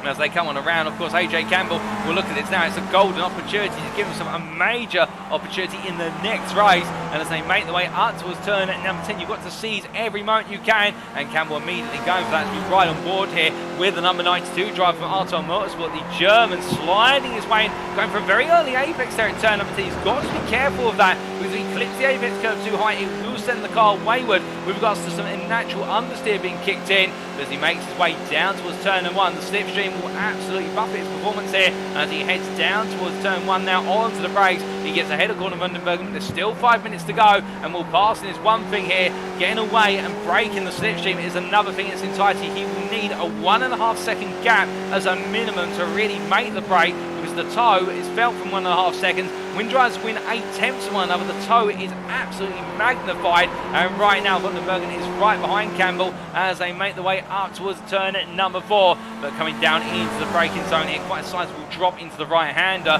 and you see Vandenbergen right there, and now trying to piece together the next move. It'll be on the start-finish straight, and he'll look to return the favour as they head into the carousel. Meanwhile, we look from them to a bit further back, and here is Ryan Walker, the privateer in the number 1 car. He's got Paul Smithhurst behind him. Smithhurst, of course, for that incident on lap number 3 at turn 10, coming out the final corner, and Walker being involved in a little bit of the chaos into turn 1 on the opening lap. We're trying to recover and build something out of this race, and both drivers here out of position. I think they'll feel given their relative pace, but as he comes on through the carousel, the privateer in the GSRC machine carrying all the speed behind Jeff Randall, and Randall falling further and further back. In fact, he had to come into the pit lane due to what happened. I think might have had to put on a new set of tyres, but meanwhile, we look from them as the battle for P15 heats up. The battle for the lead once again explodes onto our screen, and Nathan Wade on the outside here versus Herman coming out to 2, and up towards 3 they go, side by side all the way they power on through. And of course at this point, Wade now starting to think about where he needs to be for these final couple of laps, same as his peers behind. They're all thinking, okay, we've only got 3 more minutes to go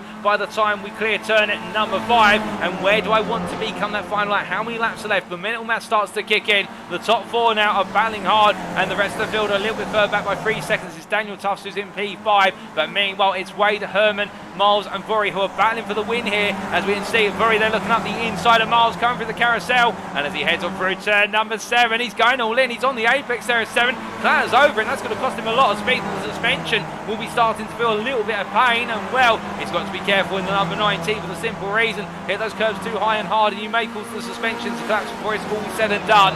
But as he comes on through turn number 10 now, he'll be thinking about he's got to risk it here if he wants to win, albeit all 4 of these drivers absolutely charging on as they make their way down towards turn number 1. Long line of stern they go, albeit Wade now under pressure from Herman, but notice that Wade's defending on the inside rather than the outside. And I think this is a change in body language here in terms of, I think he's trying to set up those inside lines and has the confidence he can carry more speed on the inside of 1 and 2, but Herman able to go round him before they got to the braking zone. And now with this lap, and then there will be 1 more lap after this, well, Wade will find himself in P2, and I think he's going to set himself up for the run into turn 1 on the final lap. That will be the target. Now this is the position he wants to be in, but of course Herman will know that's coming, and Miles now will be looking behind and thinking, okay, I want to be in this as well, as we ride on board the gearbox of the race leader as they come down through 4 and into 5. Now what can Stefan Herman do at this point? There's a lock-up behind for Miles, and Vuori's had to react to it. We can't quite see what exactly happened there, but Miles getting it wrong, but everybody survives it and stays together. But right on the threshold right now is everyone, and then coming back to the question, what can Herman do? Well, he can choose to either lift off and let the place go, which he'd have to take away off the racing line, or he's got to absolutely try and gun it through these courses and hope he can give himself a gap as he pulls off racing line there to slightly break the toe for Wade. But as they come into the final corner, now whether it'll be for naught or not, that's the question, as Herman misses his apex slightly. It's 3/10, they make into the start finish straight, and now this is the lap that matters most. It's the final lap as they come on down, white flag waving, and in towards turn number 1 they go here, and and Wade's on the inside, albeit he's gaining gradually. He's not gaining enough, however. It looks as though Wade there might be waiting to a little bit later in the lap to go for the move. And as they break the way on down here, we've got Zowdy in the YouTube chat. It says, go on, Nathan. All as they make the way through turns 1 and 2. Herman stays there. Wade just watches on. Meanwhile, I think he's playing his patient. And has he left it too late? Or is he waiting for the run out the final corner to the checker flag? Could he be gambling? Oh, on the last couple hundred metres. And as they come through turn number 3, Miles versus Vuori, meanwhile, is just staying put behind. Miles goes a little bit wide. He'll be hoping that's not going to cost him a penalty. I don't think it will. Behind him, Tufts is being hounded for P5 by Cristian Atkinson. Albeit we focus on the battle for the lead all the way to the finish here. And as Herman comes on down into the carousel, well, Wade is still right there. And in fact, we jump on board with Nathan Wade as he tries to get closer. And where's it going to be? Well, it's now 3.5 tenths. He exits the carousel. And if he's saving it all for the last corner and the last run, well, he's definitely a brave man as he comes through turn number 9. Miles behind is only 1.5 tenths off. In fact, Adam Miles has had the better run out of the carousel by comparison. But Wade now following the toe of Herman as much as he can. But I don't think he can follow it all the way because Miles is looking around the outside. Into the final corner they go. And Wade, I think, may have just left this a bit too late. They come out the final corner here. The checker flag awaits them. And it's going to be Stefan Herman who comes to the line. He'll take the checker flag and Herman wins here in the number 15. Ahead of Nathan Wade, who finishes P2. Adam Miles P3 and Rasmus Vuori P4. It will be Remco Pleister who takes P5 in the end, just ahead of Daniel Tuss and Jack Atkinson in a near photo finish. And then Titus de Jong P8 ahead of Gordon van den Bergen. And AJ Campbell will take reverse grid pole with that P10 finish in the sprint race for Artel Motorsport going into the feature. Best of rest Terry McGrath for their P11 ahead of Ryan Jackson. Juan Rodriguez P13. Jeff Randall P14 as he comes to the timeline. And between them, I do believe that is Nick Vaughan Roberts P20. But Randall P14. Smithhurst, Paul Smithhurst will be P15. And then it will be Mark Rayner who comes on through at P16 very shortly. And just behind Smithhurst, that is Chris Wayne finishes his race a lap down. Mark Rayner P16, Ryan Walker P17, and it'll be David Burns ahead of Dave Devine as they battle their way to the finish line here. Coming on through the last corner, they roar the way on down, and as they head in towards the braking zone very short, in fact no braking zone, lift-off zone there in fact, and they will never go to another braking zone here. These Scotsmen are coming across the line comfortably 8 tenths clear of Dave Devine, but brilliant driving from both of them, albeit I think for Burns not the race he wanted it to be, but still he'll take the points and move forward into the next one, and the same for Devine. But that is our first race of the day concluded, ladies and gentlemen. And, well, whilst we do have a brief breather, let's take a look at those race results subject to any stewards' inquiries. So that was our first 20 minutes of racing and the round 9 sprint here today at Summit Point Motorsports Park's main circuit. Stefan Herman took the win in the end by 2 tenths over Nathan Wade, with Adam Miles rounding off the podium there in a close battle between the 15, the 24 and the 85. An interesting end to the race. We thought that Wade was leaving it to the last moment, but it never seemed to materialise for Wade, and Herman seemed to just find the right exit at the right time on the final lap to get the job done. But Miles, meanwhile, in P3, definitely looking dangerous when he's in the tow, and could we see Miles potentially go for the win in the feature race. Rasmus Vuori just off the podium there in P4, but staying with the top 3 all the way to the end, and another strong performance by him. And then Remco Pleister P5 there for RT Racing, coming through the field late on in the race, ahead of Daniel Tuss P6, Jack Atkinson P7, Titus de Jong at P8, with RT Racing drivers having a great race for race number 1 of the day. And then Gordon van den Bergen for Sickhead Racing, P9, he'll start P2 on the grid for the purposes of the feature race, and AJ Campbell completing the top 10 there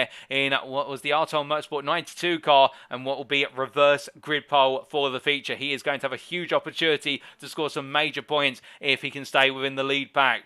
Terry McGrath at best of rest at P11 ahead of Ryan Jackson, with Juan Rodriguez P13 for Firebird Sim Racing. A difficult start, upsetting his rhythm, and after that it didn't quite work out. The same for Jeff Randall late on in the race. That critical mistake at turn number 1, seeing have to come to the pits in order to get the tyres changed, and the Gone Skipping Racing trial now know he needs to bounce back in race number 2. And Paul Smithhurst P15 after that early mistake coming out the final corner on lap number 3. Mark Rayner P16 on his debut. I think Finners has a few more points and places out there, but a difficult turn number 1 in the first race cost him dear. And then Ryan Walker and David Burns completing the top 18. But as we continue our way on down the order, Dave Devine P19, Nick Vaughan Roberts P20 there, and Vaughan Roberts a lap down, having a difficult end to the race, the privateer, ahead of Gone Skipping Racing's Chris Wayne, who also finished a lap down. And our sole retiree from race number 1, Neil Gardner, 15 laps down from the finish, and he'll be starting P22, which is where he finished in race number 1.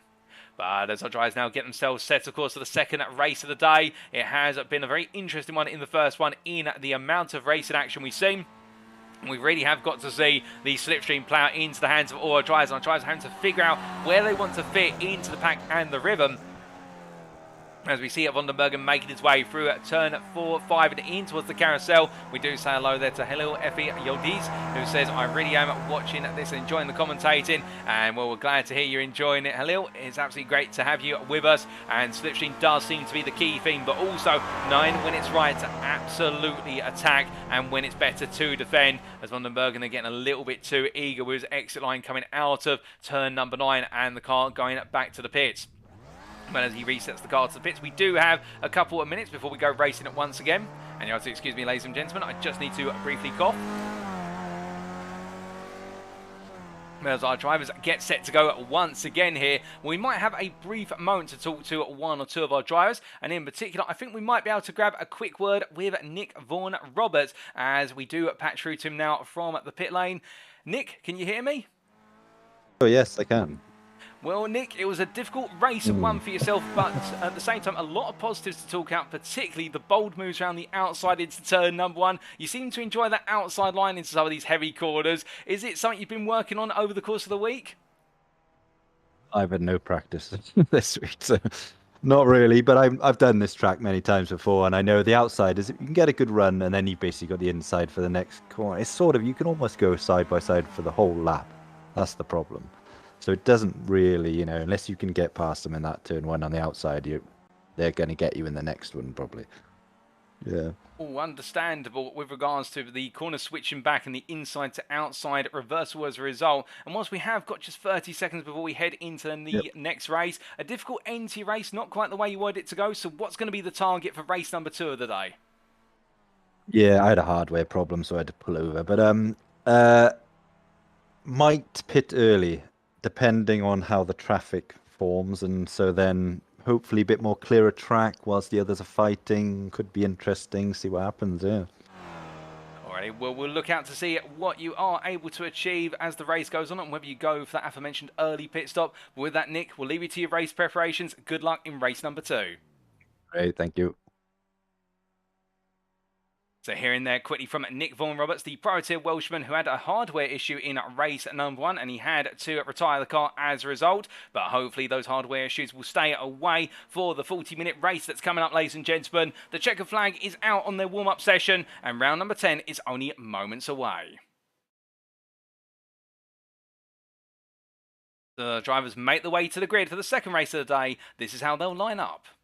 It's AJ Campbell from Arto Motorsport who inherits reverse grid pole position for the feature race and joined on the front row by Sickhead Racing's Gordon Vandenbergen. On the second row, it's RT Race's Titus de Jong who has alongside him the privateer of Jack Atkinson, and row number 3 will be contested by Daniel Tufts and RT Racing's Remco Plosier. We then have on row number 4 the parent of Rasmus Vuori and Adam Miles, and then the top 10 completed on the 5th row by Nathan Wade and Stefan Herman. On the 6th row, outside the top 10, Terry McGrath starts P11 best of the rest, joined by Ryan Jackson. And behind him on row number 7 is Juan Rodriguez, the Firebird Sim Racing driver. And alongside him, Gone Skipping Racing's Jeff Randall, with both drivers looking to have a stronger race number 2, given they both shown pace, but it didn't work out for them in the sprint. On the 8th row of the grid, it's Paul Smithhurst and Mark Rayner, with Smithhurst as well having a difficult first race of the day, and he'll be looking to try and turn things around as soon as possible and make his way up the order. And then Ryan Walker and David Burns start on the 9th row of the grid, P17 and P18, with Dave Devine and Nick Vaughan Roberts completing at the top 20 there on the 10th row. And on the final row of the grid, it's Chris Wayne from Gone Skipping Racing and Neil Garden, the privateer, who complete your field of 22 drivers, ladies and gentlemen. And as they all get ready to go racing, well, who is going to be the master of the art in the run to turn number 1? Who's going to be the one who's able to make those switchbacks count the most? We are only moments away from going racing. Place your bet in terms of who is going to come away with it. Let us know who you're cheering on in particular. I know we do have quite the fan group for Nathan Wade, our championship leader, but AJ Campbell right now, as he sits in the car and waits to go racing, we sit there just over the top of his helmet. He'll be thinking about, okay, he's in a high pressure position, he's going to be leading off the line, and can he nail the start into turn number 1 and still be leading on the exit of turn number 3? If he pulls it off, he could find himself breaking away with the lead lead group, and it could be a huge points haul that is on his hands here. But of course, all that and more will be found out very shortly, as the field is almost set, ladies and gentlemen. The 2-minute countdown for the gridding process is complete. We await the lights. 1 red light, 2 red lights, 3 red lights, 4 red lights, 5 red lights. And it's lights out and away we go for our second race of the day as AJ Campbell gets a good start off the line for Arton Motorsport. Behind him, Gordon Vandenbergen tucks in immediately. But look at Titus de Jong, who's got Jack Atkinson trying to put pressure on. Meanwhile, Renko Pleiss is not finding any toe as they come down to the braking zone. That could cost him dear. Vandenbergen looks down the outside under braking. And as they come into the opening hairpin, well, Vandenbergen's going to go all in as they go on around. But will he be able to find the move? He does, all the way round and commits to it.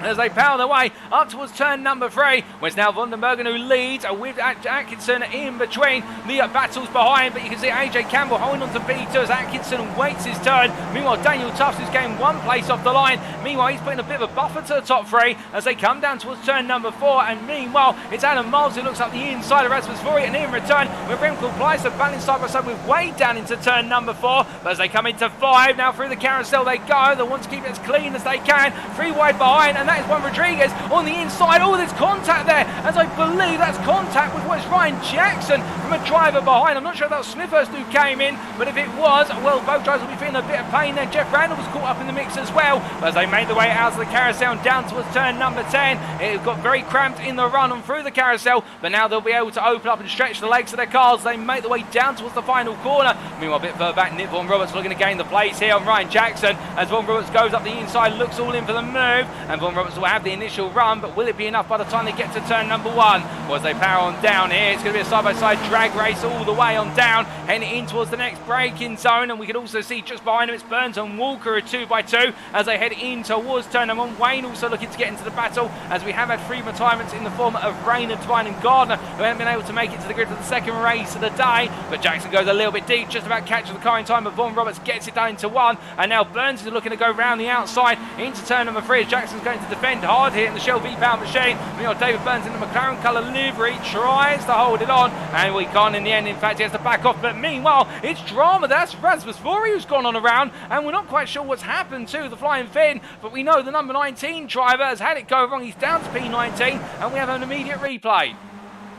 So making its way into turn number 3, looking up the inside versus Vandenbergen, onto the apex he went, and well, that was very, very tight. I think there was a tiny tap between the 2 drivers, and that's what caused Vuori to go on around. In fact, we've right on board. This will give you the full intelligence picture as he makes way into the corner, left hand, it goes up on the curb, the car drops off the curb, and it's the tiniest of taps between the rear portion of his front right tyre and with the front portion of Vandenbergen's rear left tyre, and that's what caused the incident. And a difficult one now. I think that will get put down as a racing incident between the 2 of them. But as we return to live pictures, meanwhile, with all that, AJ Campbell still leads after 2 laps turn ahead of Gordon Vandenbergen and Jack Atkinson. But Campbell here, if he can carry this on, he may be able to break away, given the fact that right now Vandenbergen and Atkinson are fighting hard and the gap is 8 tenths, and Campbell just needs to go. He's got to roll this. He's got nothing to lose as he makes his way out of turn number 2, and behind Atkinson and P3 it's Miles, followed by Tufts, and then Herman, Wade, Pleissier, McGrauther,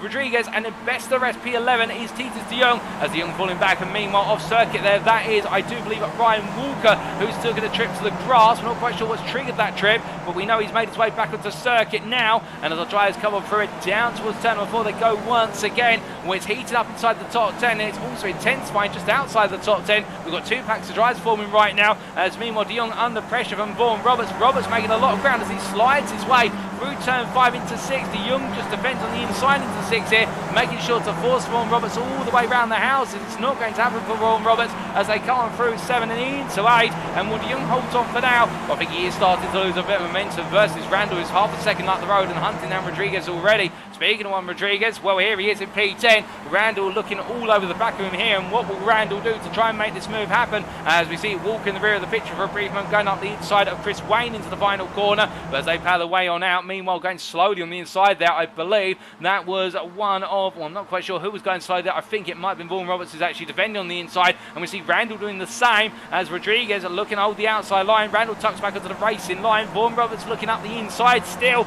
going all in on the brakes. Still Vaughan Roberts absolutely going for it. He may not have had any practice, but right now I can tell you one thing, he's very well rehearsed in this circuit as he makes his way out of 2 and in towards 3. All that prior experience coming into favour, but meanwhile we look back to your leaders and Van den Bergen has found his way past Tufts. As meanwhile we can see it is, in fact it's found its way past Campbell and Tufts, as well as Tufts there going a bit wider out of turn number 3 and breaking the train of 4. All right now it's kicking off at the front, there's no question about it, as we can see Van den Bergen trying to do what Campbell tried to do only moments ago, which is make a breakaway, but it's not worked out for Campbell as that is falling down the order like a stone in this lead pack.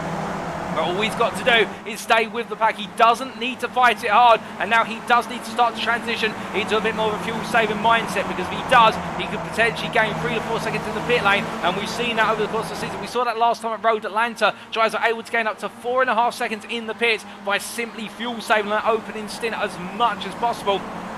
As Campbell makes his way into turn number 10, goes a little bit wide on the outside and rejoins the racing line, but albeit now he's going to have Atkinson making it 3 wide with Herman on the inside, Atkinson in the middle, and it's going to be Campbell on the right of the picture as they make their way down towards turn number 1 here, and while Atkinson's going all the way through, he's had the double draft on entry, meanwhile Van den Bergen locking up the brakes, but it's going to be Herman who goes all in on the inside, Atkinson in the middle of the road, and well, in the end Herman absolutely making it count. 2 for 1 special to turn number 1 from Stefan Herman, moves up to P5, meanwhile the top 4 are trying now to break off into the distance, and Daniel Tufts is ahead of this pack as we ride on forward and look back from the rear of the number 34.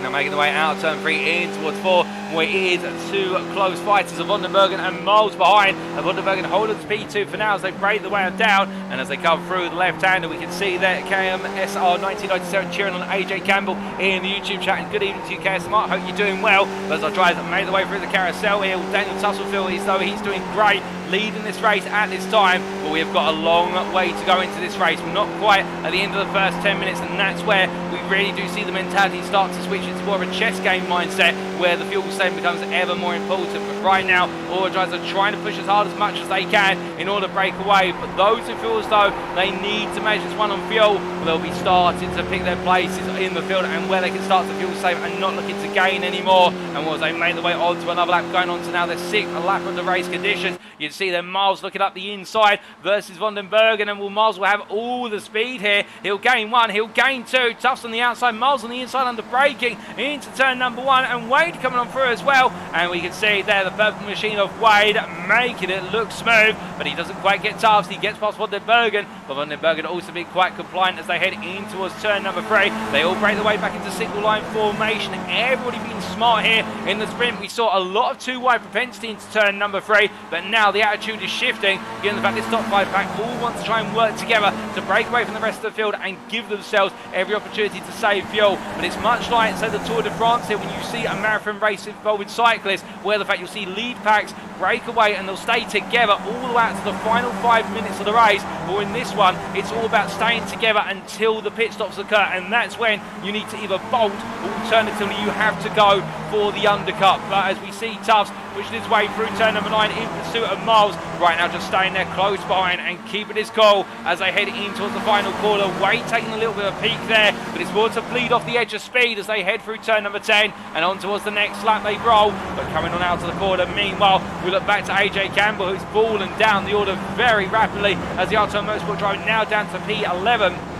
Will be, I think, knocked about a little bit in his descent down the order and staying with the top 10 pack, the second pack of the top 10, as the top 10 break the way on in. You can see there Wade up the middle takes the lead of the race, but we continue to focus here a little bit on the second group, and it is Campbell on the outside, we should say, versus what is there Burns, as Burns looks through the inside. He can't quite make it, but Campbell's going to defend hard here onto the inside of turn number 3 with a switchback run of the course to rights into left, but Burns trying to commit to all the way round. Of course, one of them should really let this go if they want to stay with the pack in front, and in the end, well, Burns is made to do it the hard way, but he gets clear, and AJ Campbell pulls back to P13, and now a little bit ahead of them, we can see Terry McGrath for in P6. Well, he has got close behind him. Jack Atkinson with reputable place here also staying with them. This small group of 3 drivers, the trio if you will, trying to close back up to the top 5. They're only 1.5 seconds off, so if they can avoid fighting one another, they will be able to get close enough to fight their way back into that lead battle.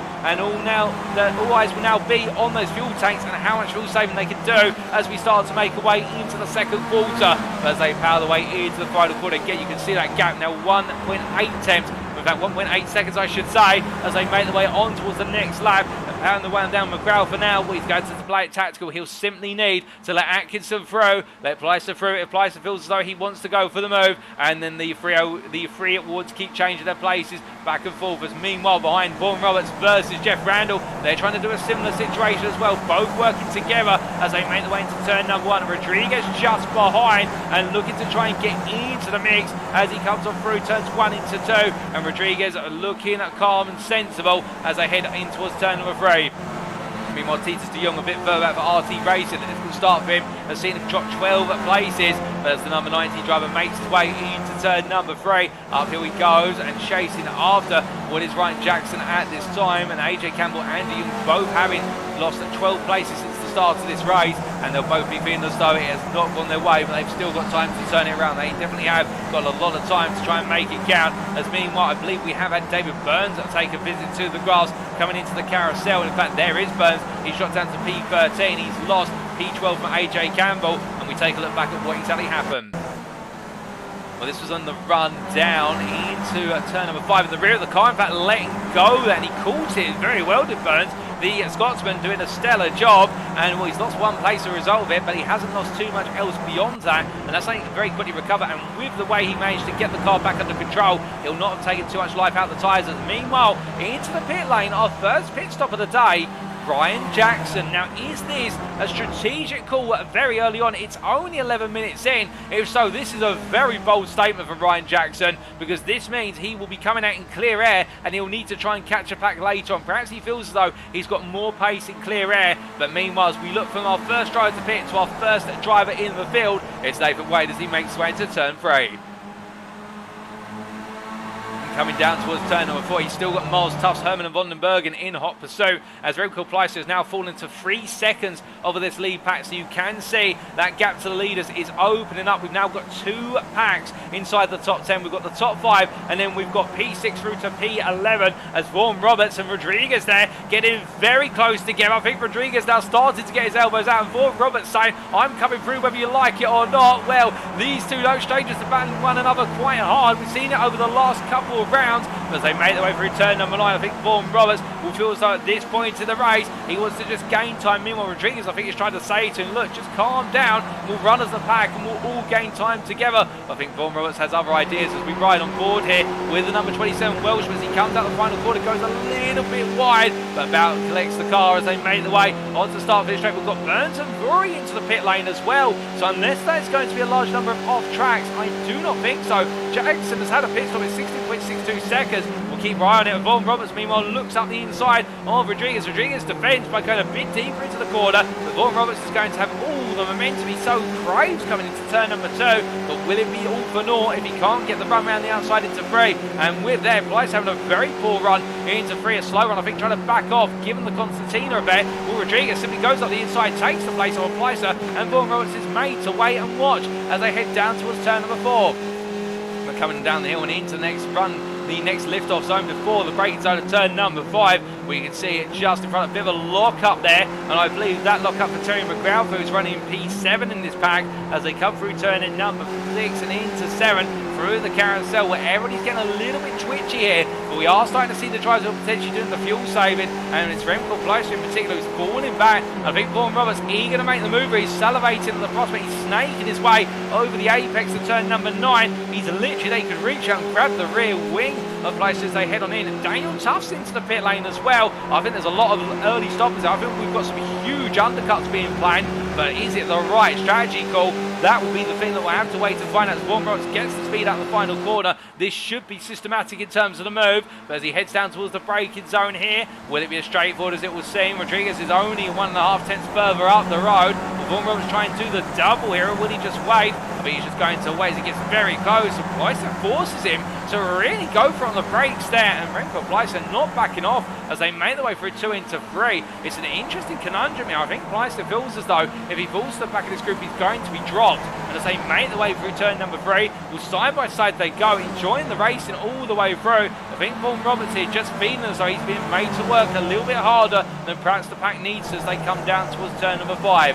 But as they come on through, we look back to the leaders here, and it is Adam Miles who's still still holds leaders. It's a lock-up from P3 driver Stefan Herman. Behind that on the front right brake coming through the carousel. I think some drivers are really now starting to push themselves into the utmost limit, and that is what's cost them a little bit of brain life and just starting to push the car a little bit beyond what's capable at this stage. But meanwhile, whilst they make their way down towards the final corner, well, the other driver who was in the lead group and then decided to pit early was Daniel Tufts, and here is the number 34 driver, and as he makes his way on through, where's there the carousel? Was it the right move? That's the question. A 13.23 second pit stop. It was a short stop as Vaughan Roberts is into the pit lane. He's come on in, and well, I think the Welshman here, he said he was planning to go early when we caught up with him between the races, and I think this is his goal in terms of he can go to the end on 25 minutes of racing on that singular tank, albeit where will it put him? Well, Tufts is leaving the pit lane right now. Here he comes. It's going to be close between the two, but I think Daniel Tufts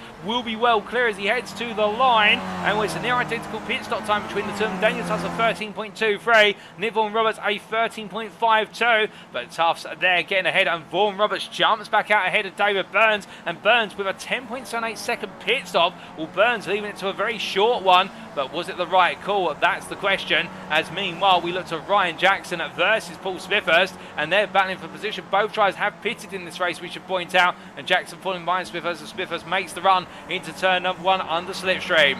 But as they swap places with P17, meanwhile we look from them back up to the front of the field, and here are your leaders yet to pit, and Adam Miles continue to pull the train along of Miles, Wade, Herman and Vondenbergen as they head in towards turn number 10, and Wade all over the back of Miles this time, and I wonder if Wade is keen on being the leader before the pit stops play out for them, as Rodriguez and Pelosi are into the pits, and with them coming in we'll have to see what that means in practice, but I suspect they're trying to look for an undercut in response to what they've seen from Tufts and Vaughan Roberts. But as Wade takes the lead of this race, Miles not fighting this anymore. Meanwhile, better fighting further back, Randall versus McGrowther as they head into turn number 1, and then Terry McGrowther going round the outside. Further behind them we've got AJ Campbell battling with Titus de Jong, and Ryan Walker just in earshot of the battle. But meanwhile, coming out the pit lane, that is going to be Daniel Tufts on the right. Your picture of Rodriguez on the inside, and Daniel Tufts takes P11, and I think Daniel Tufts could be onto a potential winner with this undercut, albeit he's going to manage the fuel all the way to the end. Nick Vaughan Roberts as well, he's jumped ahead of Burns and also Remco Pleiser through the pit stops, and as they come on down, well, now it does look as though Vaughan Roberts can go full attack for the next couple of laps, given he's got clear air, and all he'll want to do is make sure that Burns does not try to pass him. But Daniel Tufts is the man on a mission, and as he makes his way through turn number 3, it's looking as though it's going to be his day. So assuming that it all plays out to his advantage and the leaders start to fight a little bit more, but I do wonder whether the top 4 are all looking at the times of their rivals who have pitted, or be informed of those times we should say, and are now all abstaining from fighting. It's the enemy of my enemy is my friend scenario, and I think for them, as they make their way onto another lap, they're going to try and go as long as possible and take the confidence that they can all just continue to swap places. And really, this battling right now does not mean anything in terms of tactical position on the circuit. What it does mean most critically is strategic position when they come out the pits, and they'll look to clear Daniel Tufts and company as they head into the second stint. But as they head through turn number 1, it's Miles who now leads this race. AJ Campbell meanwhile P7, of course the pole sitter, tucked in behind Titus de Jong as they come on through turn number 1, and further back Jack Atkinson and Jeff Randall leaving the pit lane. Where do they come out? Well, that is, I believe, that is Rodriguez, Vaughan Roberts, then Burns, and then Randall and Atkinson together, and they fall behind Remco Pleiser, and up the inside of Vaughan Roberts goes David Burns. All the drivers here is becoming quite the mix-up, and the biggest gainer of all this, interestingly enough, is in fact Juan Rodriguez behind Daniel Tufts, in the fact that Rodriguez has jumped the battle on what is Randall and Atkinson. He was close to them, but Rodriguez only having a 12.5 second stop. Meanwhile for Randall, 16.5 seconds. For Atkinson, what was 15.5 seconds. So I wonder if some of the drivers who've had these shorter stops will not have enough fuel to get to the end, and instead what they're doing, they're banking on the fact they'll come out early, they'll come out in a leading position, and then they'll be able to tuck into a leading pack to save fuel, and they may not be able to battle exactly for the win, but they'll be battling for a much bigger set of points compared to if they put the fuel in the car and had to do it all through sheer grit and determination of burning the fuel on down. But as Rodriguez makes his way through turn number 9, he'll be hoping the strategy's played out to his advantage. McGrowther into the pit lane, and Vaughan Roberts just a little bit further behind Rodriguez. He makes his way out towards turn at number 10. We tucked him behind Burns here, the two of them trying to work together as much as they can.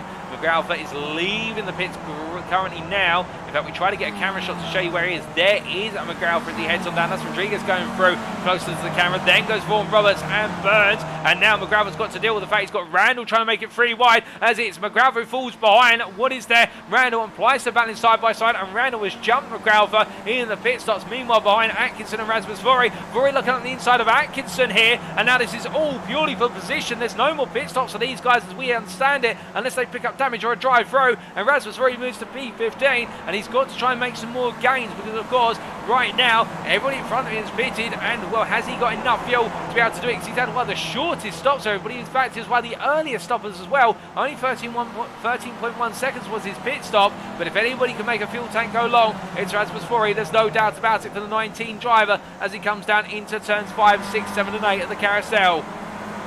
As he comes on through the double right at 6 and 7, we look from them to the leaders again, and will the top 4 carry on round? And it's interesting to see just how long they're trying to go as we move into the second half of the race at long last. But as they come through the right-hander at turn number 1, well, Miles and Wade have definitely now got this down to a synchronized beat in the fact that every time they come into that corner, they just swap places. They don't fight one another hard, and I think the pace is coming for the pair of them. Meanwhile, Herman and Von den Bergen just watching on behind. Von den Bergen is gradually being dropped a little bit here. The gap's opened up to 6/10. I think he might be trying to do quite a bit of extra fuel saving so the stick-headed racing outfit can get him out in the lead of this group. But I wonder if the pressure is building a little bit for the number 50 driver, and if he can't quite maintain the pace as he comes down to turns 5, 6 and 7. He's there, but it's just inching away from him. And again, time will tell as he comes through the Carousel, and as he heads up towards turns 7 and 8, will making his way on around here. The top 4 may be a little bit quiet, but meanwhile, just inside the top 10, David Burns, he's got Nick Vaughan Roberts right behind him, and they're both chasing after Rodriguez as they come through 3 and down towards 4. We've got a driver running wide. That's Terry McGrath, who's taken a bit of a rallycross line across the apex. We've had the exit curving, we should say, of turn number 3, and the 888 driver in that brief moment trying to keep Rasmus Vuori at bay. Vuori putting the pressure on as McGrath are also trying to maintain the slipstream of what is Randall and places to their advantage. But meanwhile, into the pit lane from P6, as I look at my commentary booth window, is AJ Campbell, and will having made his way into the pit. It's been a difficult first stint. He's fallen down the order to a degree, but he'll be thinking whether he can make a few more grounds to gain as we look to the second half of the field. Now coming into the final quarter, and Campbell's still being serviced at the moment. I think he may come out of the back of this group given the relative deltas in pit times and where everybody is on circuit. We'll have to find out as we see McGrath heading across the timeline. Campbell drops to P16, and I think it will be a long way back as meanwhile 3 wide into turn number 1. Vaughan Roberts versus Burns and Rodriguez. Vaughan Roberts on the inside of the pair. He makes it a 2-1 into turn number 1, and Burns and Rodriguez fighting it a little, but not all the way, recognising they've got much bigger issues to deal with right now. They can fight in the final 10 minutes when all the pit stops are done, whereas they make their way into turn number 3. You can see behind it, it's Pleister versus McGrath. Pleister on the inside, McGrath on the outside into turn 3. They go 2 wide. McGrath again goes wide. He's got to be careful of running wide because of those track limit warnings. And as he comes down towards turn number 4, he won't be able to do that for much longer. As meanwhile, one driver hasn't been able to go out on circuit for much longer. Into the pits, it's Nathan Wade from the lead of the race. Adam Miles is still out there. So is Stefan Herman, also Gordon Von den Bergen. Well, Wade now will have to see where he fits into the jigsaw puzzle. As meanwhile, Miles leads the top 3. The 3 have yet to pit. Titus de Jong and Ryan Walker have yet to pit from what is P4 and P5 as they come across the timeline shortly. But meanwhile, Nathan Wade almost completes his pit stop. In fact, he has. He makes his way out of the pit lane. Where's Daniel Tufts? Well, Tufts is nowhere to be seen on start pit straight. He's coming through turn 10. Now he emerges, but Nathan Wade clears Daniel Tufts as he makes his way out of the pit lane. He'll be safe, and that means for Nathan Wade, the overcut has worked nicely, or what just used to be known as going long. And as he comes on down towards turn number 1, he's got clear track to play with. He's got to go full attack now and treat every lap like a qualifying lap until his rivals pit. But meanwhile, looking back to the battle for P8 here, and what we believe is the battle effective for P6, it is Nick Vaughan Roberts versus David Burns, with one Rodriguez just tucked in behind. The trio staying together. Daniel Tufts 1.6 seconds out the road. They are feeling a bit of a distant toe off of the P7 driver. They may be able to bring him into this battle, but it's going to take a lot of time and avoidance of fighting for them. I think right now Burns, Vaughan Roberts and Rodriguez have got themselves focused a little bit more on their fighting as they come down through turn number 4 and in towards 5. We still got 15 minutes of this race to go by the time they come around next time, and it means that with that now the emphasis will come on to playing your cards right all the way through the race and waiting for the right time to pick the fight. But as we see Ron Roberts in the sandwich here, meanwhile making their way onto another lap. The top three carry on, and will Miles, Herman and Vandenbergen just keeping the pace going. And we have heard from some drivers in the past that they feel as though when the car has got less fuel in it, it doesn't really gain too much. And in particular, we saw that at Road Atlanta and also at Mount Panorama. So I think that's why some drivers are deciding to pit early as well, in the fact the heaviness of the fuel doesn't really matter too much. It gives them a lot more strategic variety. But as de Jong makes his way through 2 and up towards turn at number 3, he'll be feeling as though right now everything's working out. Ryan Walker as well. Can he gain some places here in the number 1 car by simply just staying out of the circuit and avoiding hitting and falling back into battles? That's his target through doing this, but will it work out in practice as he heads on down towards turn at number 4? It's a lonely P5, but meanwhile we look from him to David Burns, Vaughan Roberts and Rodriguez, with Burns being in the middle of the 2 other drivers. And as they head up towards a turn at number 4, well, right now Burns staying right there with his opponents as we jump on board with Juan Rodriguez coming on through the right into the carousel. Now coming on through the left hand, we see a little bit of a wobble there for Vaughan Roberts, as meanwhile look out my contact booth window and Adam Miles is into the pits of the lead of this race. Herman and Vandenbergen have stayed out and will now Miles pit in. We will very shortly see what that means in terms of Walker versus, not Walker versus Miles, Wade versus Miles.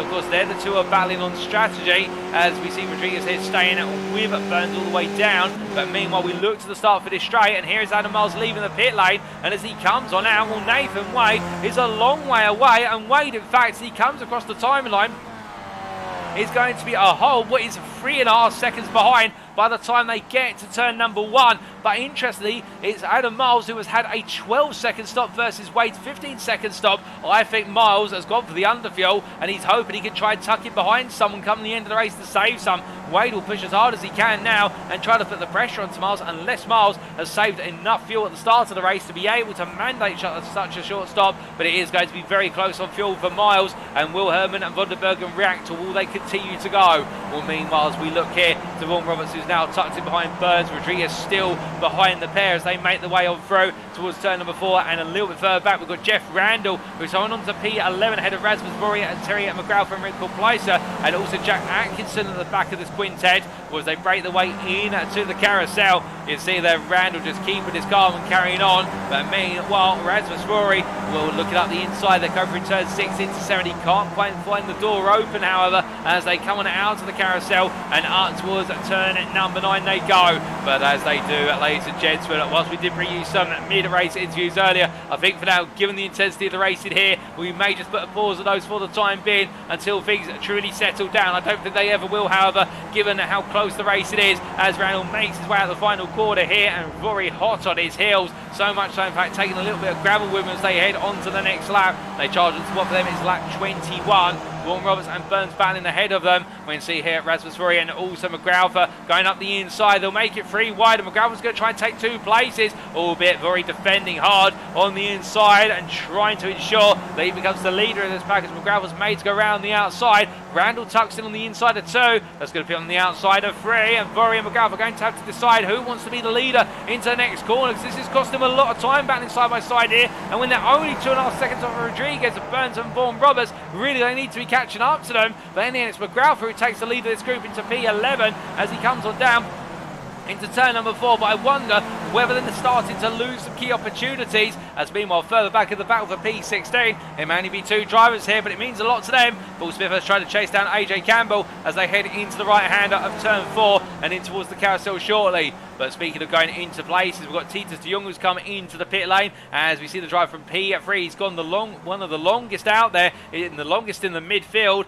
Walker in as well, Ryan Walker just behind him, so both drivers looking to gain some time in the race by making these very late pit stops. I think it's going to drop them out somewhere in the region of about P13 for the P16 as drivers start to pile the way on through, including Nick Vaughan Roberts here, who now moves up into P6. Tufts in front of him P5, and Daniel Tufts has been caught by Vaughan Roberts and Burns, interestingly. So Tufts falling backwards, and was that short pit stop for Daniel Tufts now started to play against. In fact, it wasn't that short pit stop, it's David Burns with the shortest pit stop of the group here, 10.78 seconds. So I think Burns really just trying to play the slipstream, as we got Titus de Jong has come out in P16, Walker's come out in P18, so they figure their way back out into the midfield. Meanwhile, looking behind this group, we look to the next group of Terry McGrath and behind Rasmus Vuori with Jeff Randall, Brent Complice and Jack Atkinson all in a hot pursuit as well. And of course now, all we're waiting for is our last 2 pit stops of today. And those pit stops, of course, Herman and Van den Bergen. And in fact, as soon as I say that, both of them are into the pit lane. And will Stefan Herman, one of the fastest drivers out there, he comes on in with Van den Bergen hot at his heels as they head towards their pit boxes. And who is going to be the leader when this is all said and done? It's the calm before the storm. And I can tell you that Adam Miles right now making his way, as you see Miles here, making his way in towards the final corner, and he has had a relatively short stop, just shy of 12 seconds his pit stop. Herman's just finished his pit stop as well, was a 17.45 second stop. Adam Miles takes the lead, and as they head on down, Nathan Wade will become the P2 driver. Meanwhile, Herman ahead of Van den Bergen, and behind Nick Vaughan Roberts is going to come right onto the back of Van den Bergen. It's 3 wide initially. They part the seats around Van den Bergen to Vaughan Roberts, and what is their Tufts, and as they head on down, now Tufts is going to try and make it another move on Vaughan Robertson, also around the outside of Herman. He gets Vaughan Robertson. Herman. Meanwhile, Herman defends versus Vaughan Robertson. This is a critical track position now. We've got 10 minutes to go, and now it's all blaze and a light here for the final 10 minutes. They'll be giving it everything, but who's got the fuel to push hard, and who is going to have to fuel save to the end in order to get across that checkered flag? That will be the challenge here for our drivers. They've got to try and negotiate who's on the right strategy as they come down towards turns 4 and 5. When they go, and Vaughan Roberts gaining a lot of time. Stefan Herman loses out quite considerably with the longest stop of everybody, 17.5 seconds. In fact, matched by Gordon Van den Bergen. So I think both of them were using a lot of fuel in order to maintain that leading pace, and in the end it has come back to haunt them because they've dropped themselves into the battle for what's affecting P4 rather, in fact P3 we should say, rather than the battle for the lead. And Adam Miles 3.3 seconds clear of Nathan Wade, but we believe that Miles may not have enough fuel to maintain that gap, as meanwhile Stefan Herman looking up the inside there of Daniel Tufts. He can't quite find it as they head into turn number 10. So coming through the right-hander and down towards turn number 1 they go. It is now all down to what happens on circuit from this point onwards. And as we ride on board, looking back from Daniel Tufts, Herman's going to look for the move. Vaughan Roberts as well peels to the inside. Both drivers there, like synchronised swimmers, peeling off into formation. And as they break the one down, Vaughan Roberts returns to the outside line. Herman comes in. There's contact between the two, and Vaughan Roberts is set a little bit wide. Just about catches the car on the exit curve. That could have been near fatal for his opportunity to win as they make their way down towards turn number 3, and towards the left-hander they go, and Vaughan Roberts there being given the opportunity to rejoin the inside line, and therefore he'll maintain the track position of P3. But Stefan Herman definitely getting his elbows out as they make their way up towards turn 4.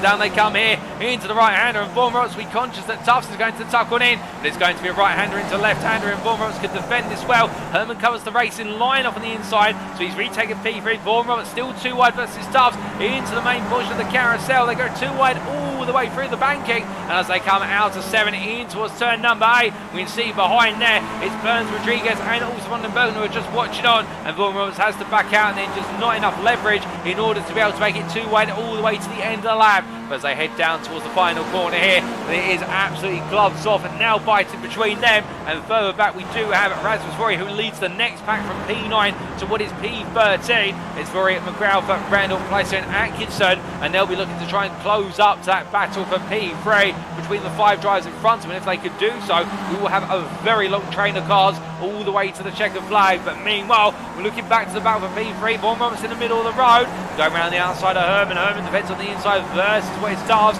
and again Vaughan Roberts using that outside exit line on turn 2 to set up the inside into turn 3. He's got the inside versus Herman here, and Herman carrying all the speed, but not ahead and not fully alongside. I think Vaughan Roberts here will simply keep the doors shut as much as he can as they come through. Meanwhile, I think we had a driver go off. That's Juan Rodriguez, who's gone very far towards the grass. He's caught the car just in time, but meanwhile the battle for P3, well now it's Herman up the inside of Vaughan Roberts, gets the place back. Van den Bergen here looking on the inside of Tufts. He locks up the front brake there. I think he had to. I think he felt the car was going to go gliding into the side of Tufts, so a bit of evasive action, but Rodriguez has fallen backwards to what is the P8 through to P13 battle now. Was previously the P9 to P13, and we take a quick look back at what exactly happened to Juan Rodriguez.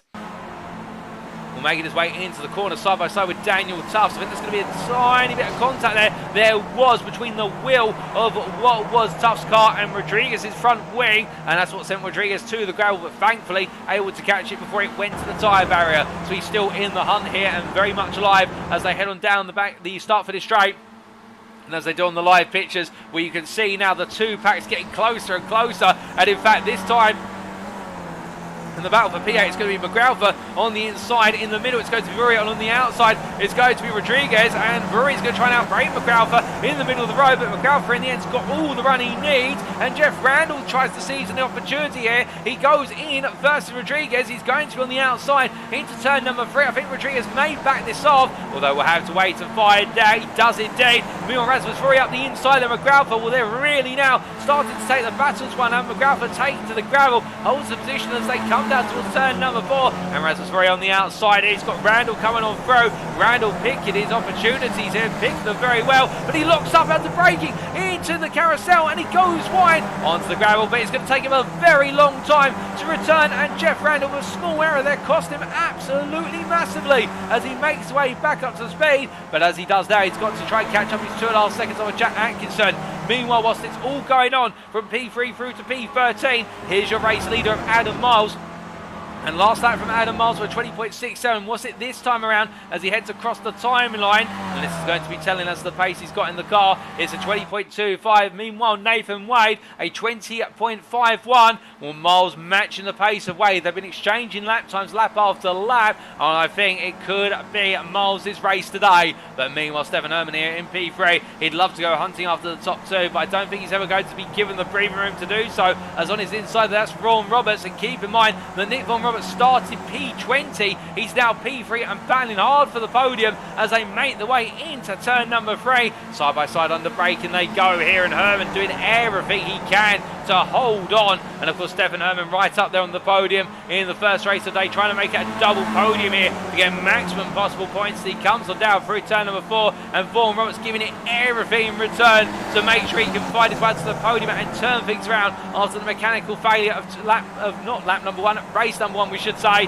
But as they come through the carousel, Vaughan Roberts defends hard inside all the way through. Turn 6 and 7 makes it count, and Daniel Tuff's now looking to go around the outside of turn number 8 and onto the inside of turn 9. It's going to get very close here as they come through the right hand. You don't normally see too wide in 8 into 9. Tuffs is still there as they come out to turn number 9. The 34 drives absolutely sticking to his guns as he comes into the final corner here. Still 3 minutes to go. After this lap, they will have 3 more, we do believe, and as they head across the timeline, well, Tuff's still side by side with Herman. He's not giving in. Herman's not giving in either, albeit Tuffs has to tuck in to get a little bit of tow, but it's a bit of overspeed as we got Burns and Von den Bergen watch on from behind. Von den Bergen tucks in behind Herman. Meanwhile, we can see there it's going to be what is Tuffs being tucked in behind by Burns, but as they break the wound in, Tuffs around the outside, Stefan Herman with always Von den Bergen on his inside, and Herman goes a little bit deep. He catches the car, however, and keeps it going, but he's dropped down to P5 for a brief moment. Meanwhile, further back, we've had an incident involving Remco Kleister, and we'll try to find out what's happened very shortly.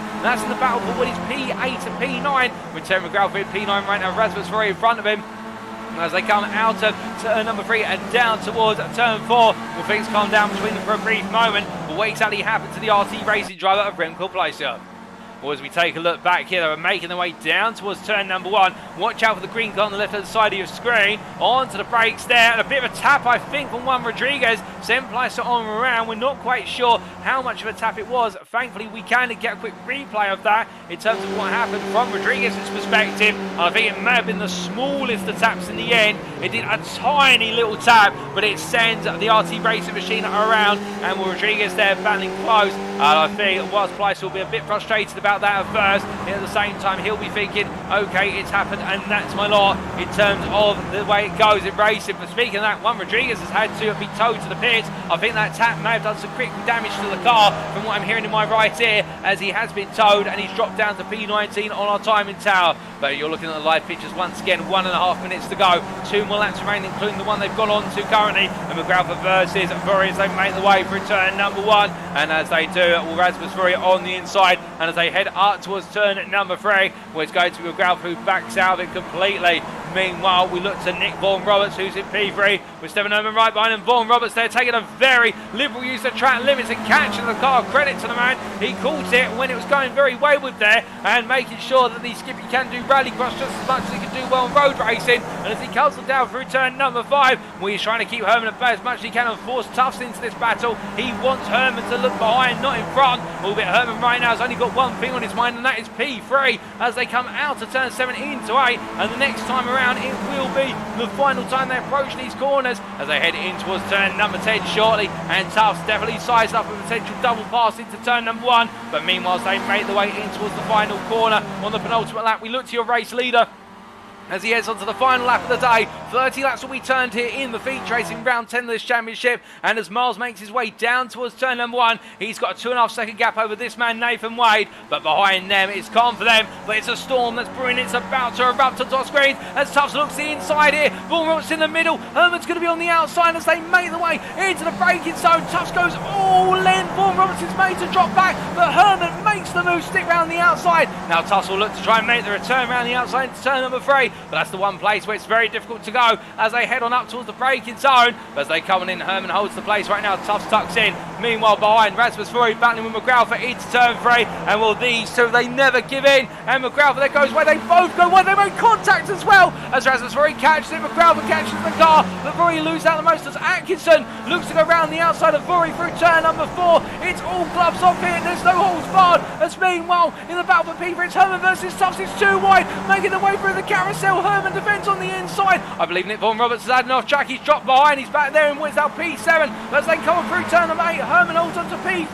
I think he may have done it at this rate, ladies and gentlemen. There's not much more of a run to go. But meanwhile, we look to the front of the field, and despite a gamble on strategy, it's paid dividends because Adam Miles with the short fuel tank will come to line, your winner in round number 10 of the championship here at Summit Point, ahead of Nathan Wade by 2.5 seconds at the line. It will then be Stefan Herman who makes his way to the timeline. He holds on to P3 and he's done it, ladies and gentlemen. He keeps Daniel Tufts at bay, and it's the final spot on the podium there for the German of Herman. And then it's Daniel Tufts P4, Gordon Vandenberg P5, David Burns P6, Ada Nick Vaughan Roberts P7, Rasmus Vuori P8, Terry McGrath for P9, Jack Atkinson P10, and then Jeff Randall best dressed in P11 ahead of Remco Pleiser, and behind him Paul Smith. Paul Smithhurst, and then what was AJ Campbell, and then Titus de Jong P15, and well, very shortly I do believe we'll be seeing Ryan Jackson. In fact, there he is, P16 Ryan Jackson, and then last but not least on the lead lap it will be Ryan Walker who finishes P17 as he comes to line. Finishing a lap down in P18, Chris Wayne, and finishing 2 laps down in the end, Juan Rodriguez. And we had the 3 retirements, of course, of Devine, Rayner and Gardner early on in the race. But what a way to conclude the race in here today. It may not have been a thriller in the end for the win. Indeed, it came down to strategy in the win and a beautifully executed strategy by Adam Miles to take the win. But in the battle for P3, Stefan Herman timed it right and defended as hard as possible to hold on. And Terry McGrath versus Rasmus Vuori, the two drivers would just not quit, with Rasmus Vuori getting the upper hand in the battle for P8 in the end. But stellar racing from all of our drivers, and well, whilst the drivers make their way back into the pit lane, let's take you through those race results subject to any stewards' inquiries. When our second race of the day in the Musical Money Skip Barber Challenge Trophy, as hosted by Gone Skipping Racing for 2023, Adam Miles taking the win in the end by 2.5 seconds over Nathan Wade. Miles got it all done perfectly on the strategy. He went one of the longest of everybody on the opening stint, made sure to save the fuel, and then on the second stint, he only took a short pit stop, only a 12-second pit stop, and it was enough to get him to the end. The gap came down by a second from when he emerged from the pits, 3.5 seconds ahead to 2.5 seconds, but Nathan Wade just not having enough in the end in order to claw the gap in. Stefan Herman battling to P3, finishing 9.5 seconds off the race winner, but for him he'll feel like it's been a win today, keeping Daniel Tufts at bay, and then Gordon Vandenbergen at P5, the Stickhead Racing driver, in with a shout of podium at one point, but in the end settling for a top 5 finish, and he'll be pleased with that. David Burns P6 ahead of Nick Vaughan Roberts P7. Vaughan Roberts with a late off track costing him dear, and then Rasmus Vuori in the second pack of cars, P8 there, holding off Terry McGrath. For the two of them, fierce rivals, the Finn and the Scotsman. I can imagine right now they are going to have a rivalry that's only going to intensify as this championship goes on, and it's a healthy one at that. We've seen great racing respect, but both drivers push one another to the limit, and then Jack Atkinson completed the top 10 there in the 26 with a nice run to a top 10 finish ahead of Jeff Randall, best dressed in P11 for Gone Skipping Racing. And now 7-second gap to Remco Pleiss, who at one point battling for a top 10, but a late mistake cost him very dear, albeit it was the mistake, the tap from Juan Rodriguez, which sent Pleiss on around at turn number 1, and in return, Rodriguez having to take that late toe to the pits. Paul Smith has P13 ahead of AJ Campbell, P40 for Arto Motorsport, having a good start to the race, but then falling down the order and not quite on the pace to recovery in the end. And Titus de Jong P50 for RT Racing, ahead of Ryan Jackson, Ryan Walker and Chris Wayne for Gone Skipping Racing. And Chris Wayne finishing 2 laps down at come the finish, but you can see that the top 17 finishing on the lead lap. Juan Rodriguez P19 in the end after all the results have been re-evaluated. The Firebird Sim Racing driver with that retirement 3 laps in the end. And then we had our 3 DNFs of Mark Rayner, Dave Devine and Neil Gardner, because they were DNSs. I did not start the race. Unfortunate for them, but we hope to see plenty more of them in future rounds. But fantastic racing from all of our drivers here in both races today, and while the sprint was absolutely scintillating, but the feature was absolutely fantastic and followed on what has been a trend of superb races all the way through the season. But of course, in the commentary booth, and indeed you as the viewer, only get to see one side of the story when the race is underway. But what about if we want to hear the other side of the story from our drivers' perspectives? Well, in about 12 minutes time, we'll be back for our post-round interviews with our volunteer drivers, and we'll be interested to hear what they had to say about the Summit Point Raceway circuit today. So don't go anywhere, ladies and gentlemen. We'll be back soon, and you won't want to miss the upcoming interviews.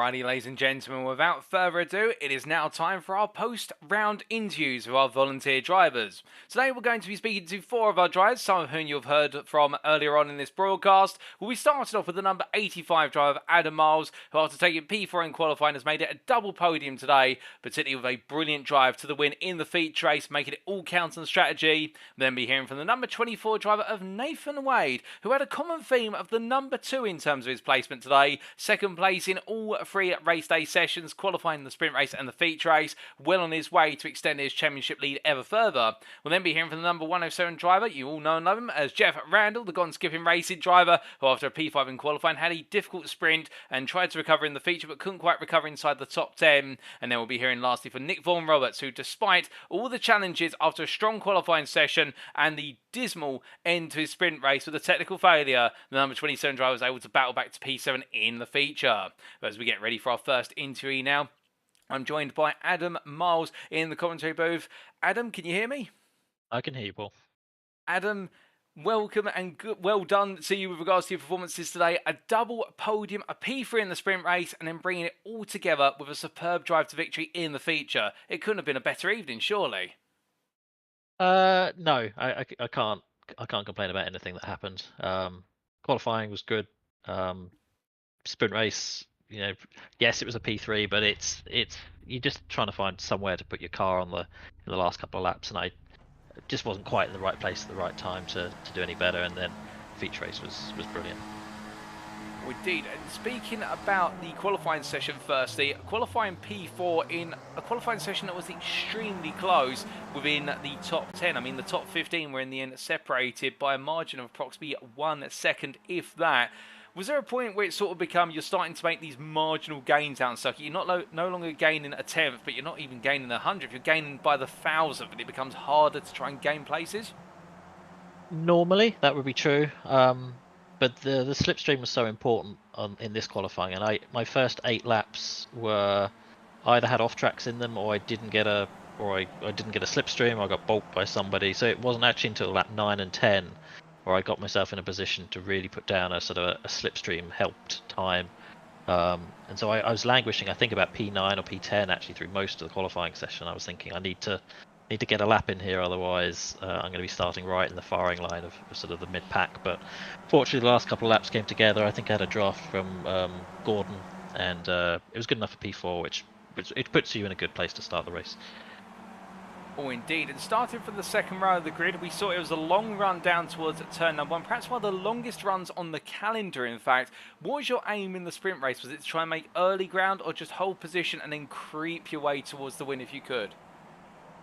I think on the cold tyres in these cars, you're just trying to the aim is just to survive the first 2 laps. It didn't really matter to me whether I dropped to P5 or P6. I sort of felt like I could go forwards, and 20 minutes is long enough to do that. So it was really just, I think I probably defended the inside. I expect down into turn 1, just tried to maintain 4th position if I could, but was willing to give up a position if it meant surviving. Oh, indeed, and playing it smart there. And as the race went on, we saw the tempo of the race start to heighten, particularly in the final 5 minutes, where all the back and forth on the start finish straight, and also the run down towards the carousel at turns 5 through to 8. That back and forth gives way to everybody now starting to plan for position. Where did you find yourself in all that? Were you thinking about moves on the last lap? Was it the penultimate lap? Just take us through your thought process. I think I wanted to start the last lap, so come out the last corner of the penultimate lap in 3rd, and then just get the double draft on. It probably would have been Stefan and Nathan down into turn 1, because it's quite difficult to re-overtake if you can get out of the turn 1 in the lead. There's not any nailed on overtaking places for the rest of the lap, so I was trying to be P3, but actually on the penultimate lap I made a mistake, I think, in the hairpin, which put me about 0.5 or 0.6 behind Nathan. And so, although I was in 3rd starting the last lap, I was too far back to make a move into turn 1. So it was really just a passenger and observer for the last lap, and just had to finish with P3. Well, unfortunately, you couldn't quite get the approach you wanted going on to the last lap, but taking a P3 is by no means a mean feat. In the fact, you then took it all the way to P8 on the grid for the feature race, and well, I have to ask, was the plan always to go as long as possible? No, actually the plan was probably the opposite. I knew it'd probably be a 30 lap race, and I had about a 20 lap tank, so I thought I need to get to lap 10, and then I was thinking I would pit as soon as I could. But I think by then the race had settled down a little bit. I was working with Nathan at that time, and we were making good time, and so I thought actually I'm probably going quicker here with Nathan than I would be if I pitted, dropped back, and had to sort of fight my way through the lower positions. So I just kept working with Nathan as long as I could. He pitted first. I think I did one more lap or maybe two, and then yes, it was all go in the pits with who was taking what fuel and who made what mistakes in refueling. And so when I came out ahead of Stefan and Nathan and Gordon, I was very surprised. I didn't expect to have a 4-second lead. It certainly wasn't master strategy. I think it was mistakes from other drivers. Well, I must admit, we were surprised by the fact that as you emerged back onto the start-finish straight, a 3.5 second gap was how it stood in the run to turn number 1, and then it looked as though you were relatively in cruise control, albeit the gap came down by a second, but I suspect you were just managing the pace. I was managing fuel, so I took just enough fuel to get to the end, because I was expecting Stefan to have saved fuel through the first stint. So I wanted to take as little as humanly possible. So when I came out the pits, I was about 0.1 or 0.2 of a lap short. So it was actually quite lucky that I had that 3.5 second gap. So I used a second of it to basically save, 20% of a lap's worth of fuel, which got me to break even. So the gap came down to about 2.5, and then from there I could drive the rest of the race flat out and cross the finish line with about 0.05 gallons left. So I had enough fuel to get to turn 1, but that was it. Well, it worked out in your favour and was planned very well with regards to the fuel tank usage. And with the double podium today and the win, it does mean that you're one of our biggest gainers provisionally in terms of points, putting 75 points into your bank account, now up to P7 in the championship. And in a week's time, we head back to Australia for the Phillip Island circuit. How are you feeling for the return to Australia? Yeah, that'll be another interesting race. If this one was drafty, then Phillip Island's on another level. A lot of long straight sweeping corners, and so I'm expecting another big fight and a lot of drafting. So yeah, looking forward to it. Well, that's brilliant to hear, and we look forward to seeing you out on circuit in a week's time. But just before we do let you go, Adam, is there anybody you'd like to give a shout out or a thank you to live on the broadcast this evening? Yourself, Paul, as always, for the broadcast. It's fantastic to watch it back, and even more so when you win. And so to yourself and to Nathan and Stefan, it was a brilliant race up front. 0x contact, but no reckless driving. Clean throughout. So the sprint race in particular was amazing fun. So shout out to anyone who was up the front of that one. Well, I'm very grateful for your feedback, and I'm sure that Nathan and also Stefan will be very grateful for your kind words as well. But Adam, it has been a pleasure to have you join me this evening. Congratulations once again for your double podium, particularly the win in the feature race, and we look forward to seeing you at Phillip Island in a week's time. Thank you. Have a great weekend.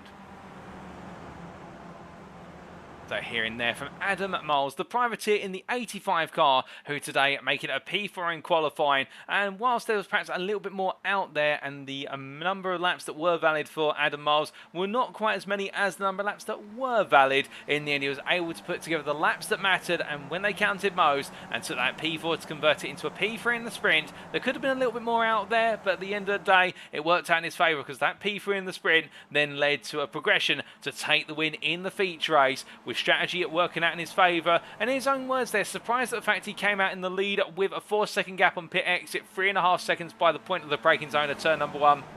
Perhaps other drivers made a mistake in the pits, and also perhaps Adam just got it absolutely right today. But either way, major points on the board, and it's moved him up into the top 10 for the first time this season, well inside the top 10. And can he carry on this momentum at Phillip Island? That will be the change that faces him as we begin to close out the first half of the season. But coming from our first interview to our second interview of today, we'll very shortly be hearing from Nathan Wade. And, well, of course, our championship leader, picking up another brilliant set of points, 2 second place finishes, and the theme of P2 all the way across the board. I think for him, he'll be very pleased with how things have gone today. But as he does join me now, Nathan, good evening to you, and well, I have to say, you seem to have a thing about second place today. Second place in qualifying, the sprint, and the feature race. Is number 2 your favourite number? Sadly not. Kind of wish it would have been P1, but it's good points, and I'm glad that I didn't have any poor racing or poor races. So yeah, I'm happy with P2 overall.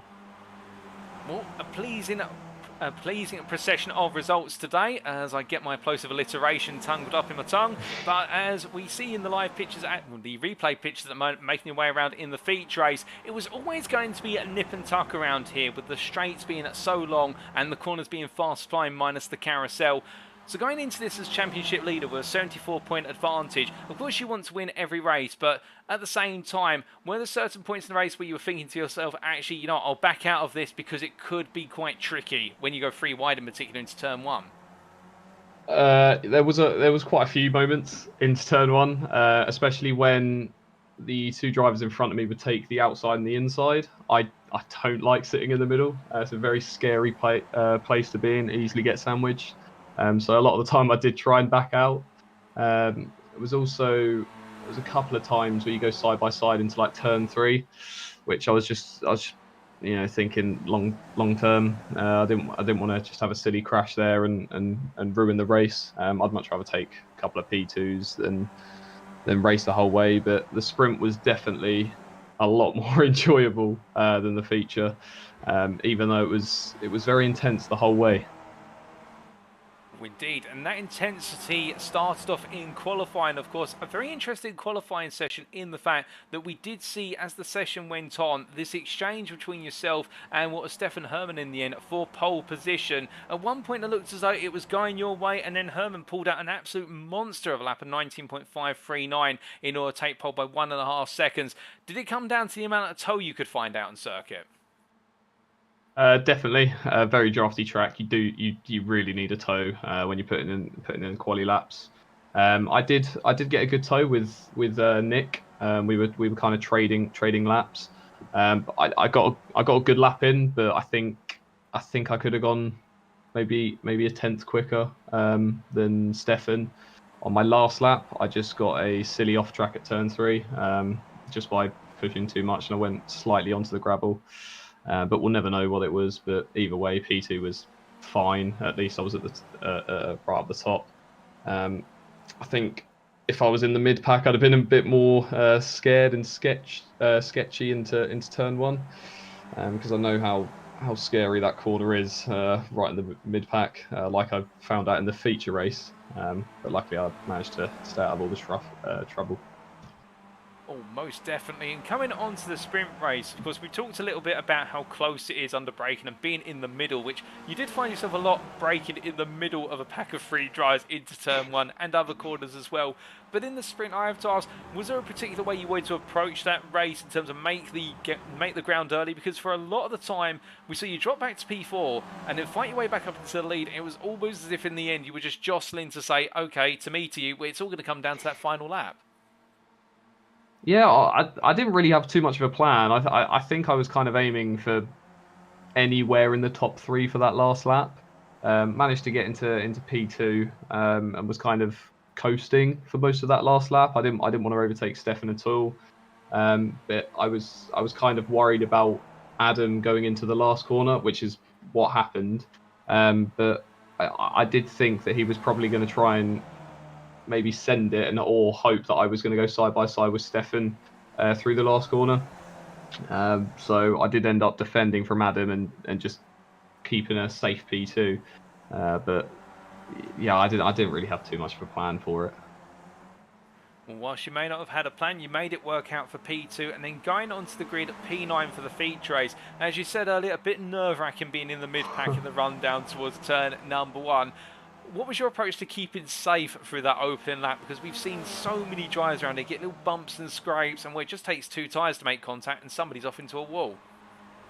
You just kind of have to send it, to be honest. As weird as that sounds, I wanted to be cautious, but I feel like if you're too overly cautious, you will it will catch other drivers out. Especially when you're in the mid pack. If you break in early and stuff, the cars behind won't be expecting it. So you just kind of have to try and stick around the outside of most people. And then once you get into sort of that top 5, top 4, it's kind of back to the usual. I managed to get a nice little draft trade going on with Adam in that second race, and Stefan was just saving fuel with Gordon behind. But it was relatively chill, surprisingly. But I was quite nervous for the start of that feature. Oh, indeed, but those nerves went away and it was a calm race until the pit stops. And we saw you pit a little bit before Adam Miles, taking quite a lengthy pit stop at 15.2 seconds. Did a little bit too much fuel go in the car, or was that the right amount of fuel? No, it was definitely too much. I was overcautious. I calculated it completely fine, and then as I was going in, I added a little bit more because I was worried that I was miscalculating. But I did end the race with like 3.5 litres compared to Adam, who had like nothing left. So I definitely could have been 2-3 seconds quicker out of that stop, which would have probably been a more enjoyable race ending for me and Adam. But is what it is. I'll take the P2. I wasn't expecting it after my pit stop. I thought Gordon and Stefan were going to jump me, so I'm kind of glad they didn't. But either way, it was a good race and a safe pit stop. Well, indeed, and a safe pair of P2s does mean that as championship leader, your advantage now has extended to, what is, if I do the mental maths quickly, a grand total of 144 points, and we head to Phillip Island in a week's time. How are you feeling for the return to Australia? Very, very drafty track, so should be some good racing on that one. Probably going to be 4 wide everywhere, so looking forward to it. I think it's going to be really enjoyable and nice and intense. Well, I'm loving the enthusiasm and the excitement from yourself. We do look forward to seeing you there in a week's time. But just before we do let you go, Nathan, is there anybody you'd like to give a shout out or a thank you to on tonight's broadcast? I'll shout out you as always. Paul always does a great job with the broadcast. Jeff and everyone else behind that runs the league. It's a great, enjoyable league. So glad for them for sorting it out. Shout out to everyone in that front pack. So Adam, Stefan. It was clean racing the whole way. It was good fun. And glad it was nice and clean. A lot of 0x contacts, but it was all really good fun. And then shout out to Zaldi for the support. Well, I'm sure the organiser will be very pleased with the mention, plus also your fellow drivers. But Zaldi, first and foremost, given the fact they've been very supportive in the YouTube chat. But thank you for joining me this evening, Nathan. It's been a pleasure to have you in the interview room. Congratulations once again on the double podium, and we'll see you down under in Australia again in a week's time. Cheers, Paul. Have a great weekend. So here and there from Nathan Wade, your double P2 driver today, the man with a plan to finish P2 in every session, albeit not necessarily having a particular plan to finish there and ideally wanting to take the win, but still playing it safe in the races, particularly in the feature, and bringing on home a pivotal set of results which has seen him gain a much greater championship advantage as we head towards the halfway point of the season in a week's time. He really is proven to be the man to beat, and I do wonder if he's able to find the last little bit of that gap in terms of the pace, the consistency and the measure of safety, and if he can bring it together, could we be seeing a driver who's able to make it the triple crown in a pair of rounds in terms of pole position and in 2 wins back to back? Well, that'll be the challenge that he'll want to achieve because it will gain him a major amount of ground, but could he pull it off at Phillip Island in a week's time? That will be the question. As we then come to our third interview of today, it is going to shortly be Jeff Randall from Gone Skipping Racing, and a difficult day for the 107 driver. What started off on a very positive footing with qualifying, seeing him take P5, wasn't to work out in the end in both races for different circumstances, but as he gets ready to join me in the interview room, we can hear exactly his perspective and what were 2 difficult races, but not to dishearten him. Of course, there's still plenty of racing to go for the 107. As he does join me now in the interview room. Jeff, we talked about the racing before we went racing tonight. A lot of positivity, energy and excitement. Qualifying went well, and in the races, it just didn't work out, it would seem. Rookie errors. I mean, race 1, the sprint race was going really well, and having some cracking battles up the front, and it was a lot of fun to be racing with. But then one rookie error going into turn one, and Nick had nowhere to go. You know, it was my fault entirely. So I hold my hands up 100%. And it sort of broke my car. I had to go into the pits and ended up 15th. But up until that point, if it wasn't for the rookie error, which seemed to be happening all the time, it was really, really good. Oh, indeed, and you were looking very fast out there in the sprint race and also in the qualifying session. We saw it was very close in qualifying, minus the pole lap set by Stefan Herman and Nathan Wade's P2 lap. From P3 and Nick Vaughan Roberts all the way through to what was if I remember correctly, indeed, P16 and Jack Atkinson. It was a gap of 8 tenths, and you found yourself right at the tip of the spear of that, only what was a tenth off of P3. You must have been pleased with that, but also wondering, could there have been more? Yeah, I think there was a little bit more out there, but not much. My plan was to be anywhere in the sort of top 5, top 6, knowing that, you know, as a group we'd probably be able to work together or just have a lot of fun racing. It turned out that we just had a lot of fun racing. But yeah, I hooked up behind Adam and got a decent run in the quali. So that was okay. Yeah, I was happy with the quali. Well, pleased with the quality and going into the racing, and on that point of everybody looking to work together and enjoy the racing, but in the end all that working together just gets put by the side because the racer's instinct kicks in. How do you control the racer's instinct around a circuit like this, even in a 20-minute sprint? Because you form into packs, everybody wants the lead, but nobody wants to give way to stay with the leader. How do you avoid becoming greedy with positions? Yeah, it's a good question. I think on a couple of occasions I could probably be accused of being greedy for positions, so hence why I made a bit of a cock up on a couple of occasions. But I think on the whole, it's just about giving each other enough space, and being respectful, and making sure that you don't do anything too ridiculous. It's going to take out 2, 3, 4, 5 cars. You just don't want to do that. So that's why I felt really bad when I had my incident into turn one. I think it was only Nick who got involved, but otherwise, yeah, it's just trying to give each other a lot of space.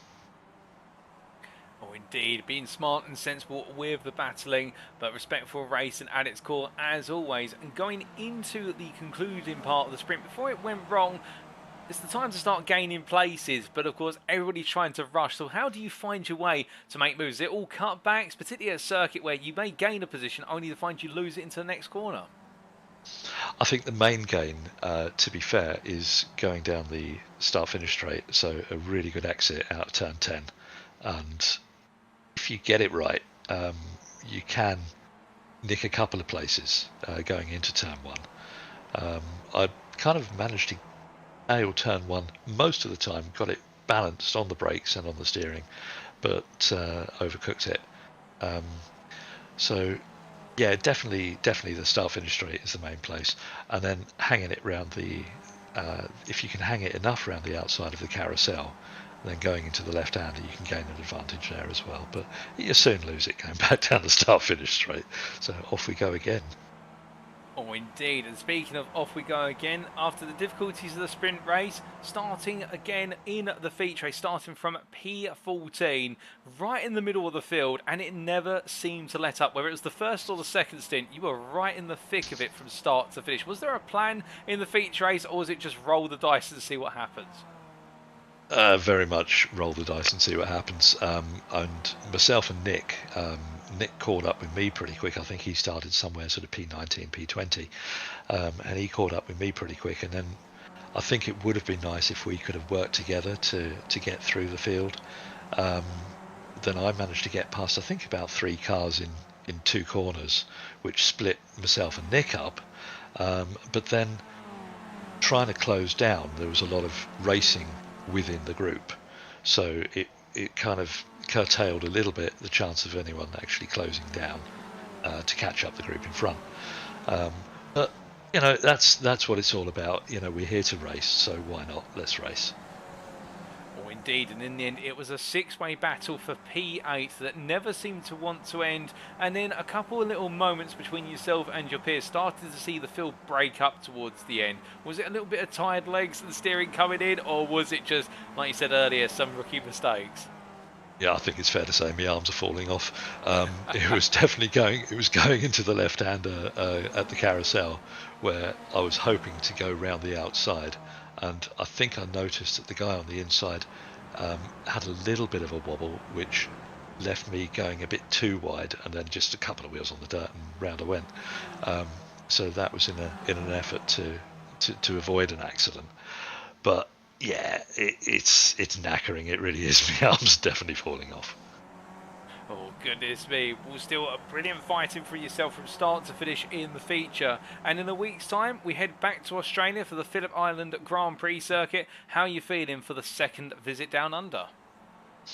Well, I'm going to be cautious with what I say because I absolutely love Phillip Island, and last time we were there, I did have reasonable pace, but I'm not saying anything this time because every time I say I had reasonable pace, I end up completely messing it up and doing all sorts of rookie errors. So I'm looking forward to it. Let's put it that way. Well, we look forward to seeing you out of the circuit in a week's time. But just before we do let you go, Jeff, is there anybody you'd like to give it a shout out or a thank you to live on the broadcast this evening? Yeah, I mean, congrats to Adam for winning the feature race and for Steph for winning the sprint race. It's a feat to win any race in this group, and to everyone else for showing up and racing, and of course to you, Paul, for the great broadcast. Well, thank you, Jeff, and I'm sure both Stefan and Adam will be very pleased to hear your kind words, but it's been a pleasure to have you in at the interview room. Congratulations once again on your performances today, and we'll see you down under in Australia in a week's time. Thanks, Paul. Have a great weekend. So hearing there from Jeff Randall from Gone Skipping Racing, the 107 driver who today he put it all together in qualifying, only to find that it didn't quite work out in both of the races, with some rookie errors costing him dear in both instances. But of course, sometimes when you're pushing hard and knee-deep in battling, your focus is purely on the battle and those little mistakes can creep on in. But with the amount of battling that played out between the drivers, it's also very likely, I suspect, like you were saying, his arms started to fall off in the feature race, that tied arms and legs, and in the end, in those final minutes of the 40-minute feature, all the adrenaline's pumping on in, and that tiredness is at its maximum, and that's when the mistakes can be at the most pivotal. But the thing about Jeff is he'll regroup from today, and well, he's looking forward to Phillip Island already, and we look forward to seeing how he gets on there. And could we see another high-flying performance from the Gone Skipping Racing driver, and can he land a couple more podiums after a strong start at the beginning of the season? Well, time will tell us the answer. But as we then come to our final interview of today, it's none other than Nick Vaughan Roberts, the privateer in the 27 car. And as we get ready for him to join us in the interview room, it'll be interesting to hear his perspective on what was a difficult race one, but he was able to convert it around into a successful race number two, and with the mindset that went with that when he went into the second race of the day.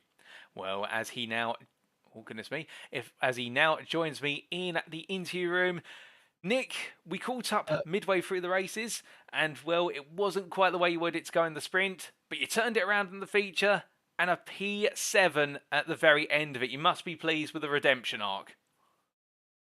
Yes and no. I could have had a podium. I threw it away, but there we go. Oh, goodness me. Well, we did see a little bit of an error from yourself towards the end of the feature race of go straight towards it. Was it one of those rookie errors like what Jeff's just been talking about, or was it a bit of a tired arms and legs error? No, it was going to turn 3. I just got the right rear on the grass, and it just put me wide, and then I had to go across the gravel, and I lost enough speed for them to just be within range for the next straight. And then I left too much room for Daniel on the right, even though he went on the grass a little bit, but it's fine. And then it was sort of like, yeah, a bit of carnage after that. Ended up 7th, but it's a good race. I really enjoyed it. I loved that sort of style where you have to come back through, and there's a pit stop in there as well. It's good. Well, I can definitely say you're enjoying yourself out there and taking it all the way back to qualifying. P3 on the grid in perhaps the closest qualifying session for P3 that we've seen all season. Between you and P16 in the end, it was 8/10, and you're right at the top of it. Was there a bit more time out there for you in qualifying, or when you looked back, did you think to yourself, you know what, I'll take that third place on the grid, that's effectively a win in qualifying? Yeah, definitely. I wasn't really quite on the pace, but I had a good toe. So that's what got me up to that position. Otherwise, I was probably a little out of position, but maybe sort of a few places. But yeah, I had a bit of a toe, and that made the difference to get me into third. Yeah. And then starting from the second row of the grid going into the sprint, of course, we talked a little bit previously about what happened towards the end with the technical failure. But starting off the sprint, what was the objective? Was it just to try and hold position, or was it to see how the battle developed? Because, of course, pack racing around here, it's much like, say, marathon cycling for what is the Tour de France, in the fact you want to stay with the group, you don't want to fight too hard early on. Yes, as in starting from 20th. I sort of needed to fight to make a way up a little bit, because obviously there's a few slower cars in front. But are we talking about the sprint or the? About the sprint. Oh, sorry, the first race. Yeah. That sprint race is just go for it. I think no one really sits there. It's all a matter of there's no, you don't need to save fuel at all. It was just I was lucky to get into P1 after the first turn or two, but it is just fight in that one. I think we're all quite aware of that as well. Oh, indeed. And with all the fighting and whatnot, we saw you put on some absolutely brilliant moves. And we talked about the idea of you going round the outside and enjoying it. And in the end, you mentioned that there was not too much practice going into tonight, but you love racing around here. And I think that might have gone a long way at going into the feature race as well, given the fact you started P20 and you made ground very quickly. Yeah, I got a bit lucky. There was just sort of fighting here and there, and I just managed to get around the odd person every lap, and then got together with Jeff for a bit, which helped because we were similar pace, so we were just sort of towing each other, gaining that extra few tenths every lap. So that really helped. And then I always intended pit as soon as I could pit, as soon as I was just have enough fuel that I would max out when I refilled, so it'd be to the brim. And then I could go out and just burn it. Oh, absolutely brilliant. Albeit, don't let any of the environmentally friendly individuals hear that. They may be offended with the amount of carbon dioxide you've released into the atmosphere, but still absolutely gutted it from start to finish on your second stint. And you started to come into the pack in the battle for P3, and there it got very nip and tuck. Yeah, I think because I pitted in a bit, obviously, a bit early, and David did as well. So we sort of worked together to catch up with Daniel.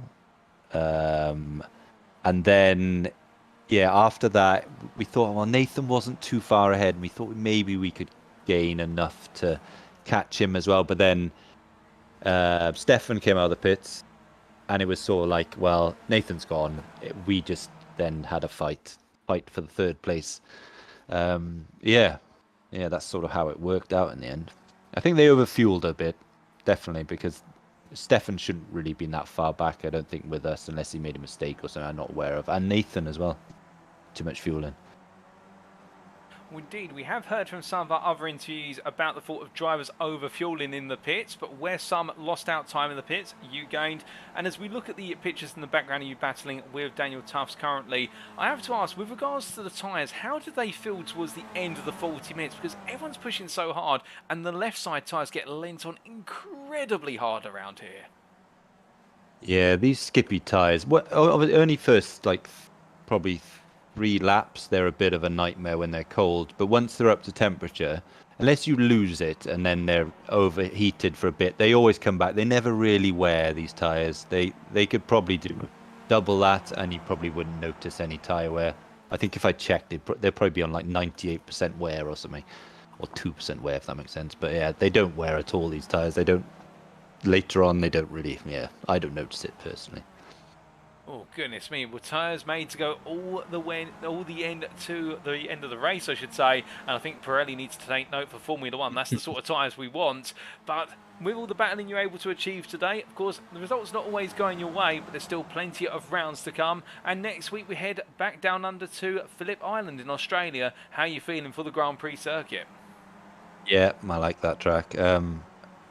Yeah, fairly reasonably quick again, like this track. So I should be hopefully fighting podiums again, please. It is, yeah, it's a fairly quick track for me. But then again, it is a towing track a little bit as well. We do look forward to seeing how you get on there in a week's time. But just before we do let you go, Nick, is there anybody you'd like to give a shout out or a thank you to live on the broadcast this evening? Yeah, always thank you to you. Obviously, excellent broadcast, I'll say, and to Jeff for organising it all, and everyone else who's involved in doing that, and obviously everyone who's having a good race with as well, so with David and Stefan and Daniel and things. Yeah. Well, I'm sure the drivers who are racing around will appreciate the kind words. I do too, and glad to hear you enjoying the broadcast. But with that, Nick, it has been a pleasure to have you in the interview room. As always, congratulations on your performances today, and may the progress continue in a week's time when we head to Australia. Great. Thanks, Paul, and I hope I'll speak to you then as well. Alrighty, and have a lovely weekend. You too. Thank you. Bye.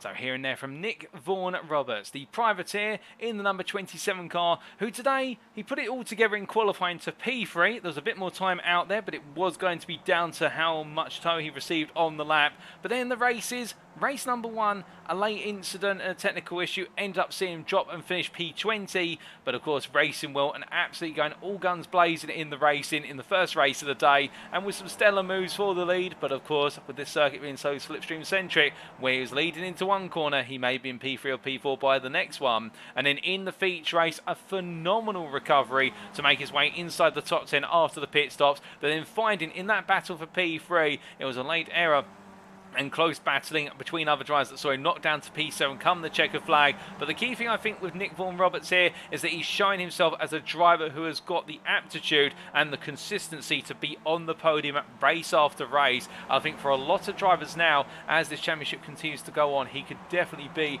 a major threat, because keep in mind he's P14 after today on 101 points. He dropped 2 places, but there's a lot of big names at the top of the standings, including Nathan Wade, including Rasmus Vuori and Stefan Herman, the top 3, who right now be looking at this man and thinking if he's there in their rearview mirrors, he is a major threat to them getting huge points, and he could, yeah, usher himself into the top 10 and into the fight for a top 5 finish come the end of the season. So we've got plenty to watch out for the number 27 driver. But with that, ladies and gentlemen, it now concludes our post-round interviews. So you've just heard from Nick Vaughan Roberts, but you've also heard from earlier today Adam Miles, firstly, the number 85 driver, the privateer, who took the win in the feature race and made it a double podium after his P3 in the sprint.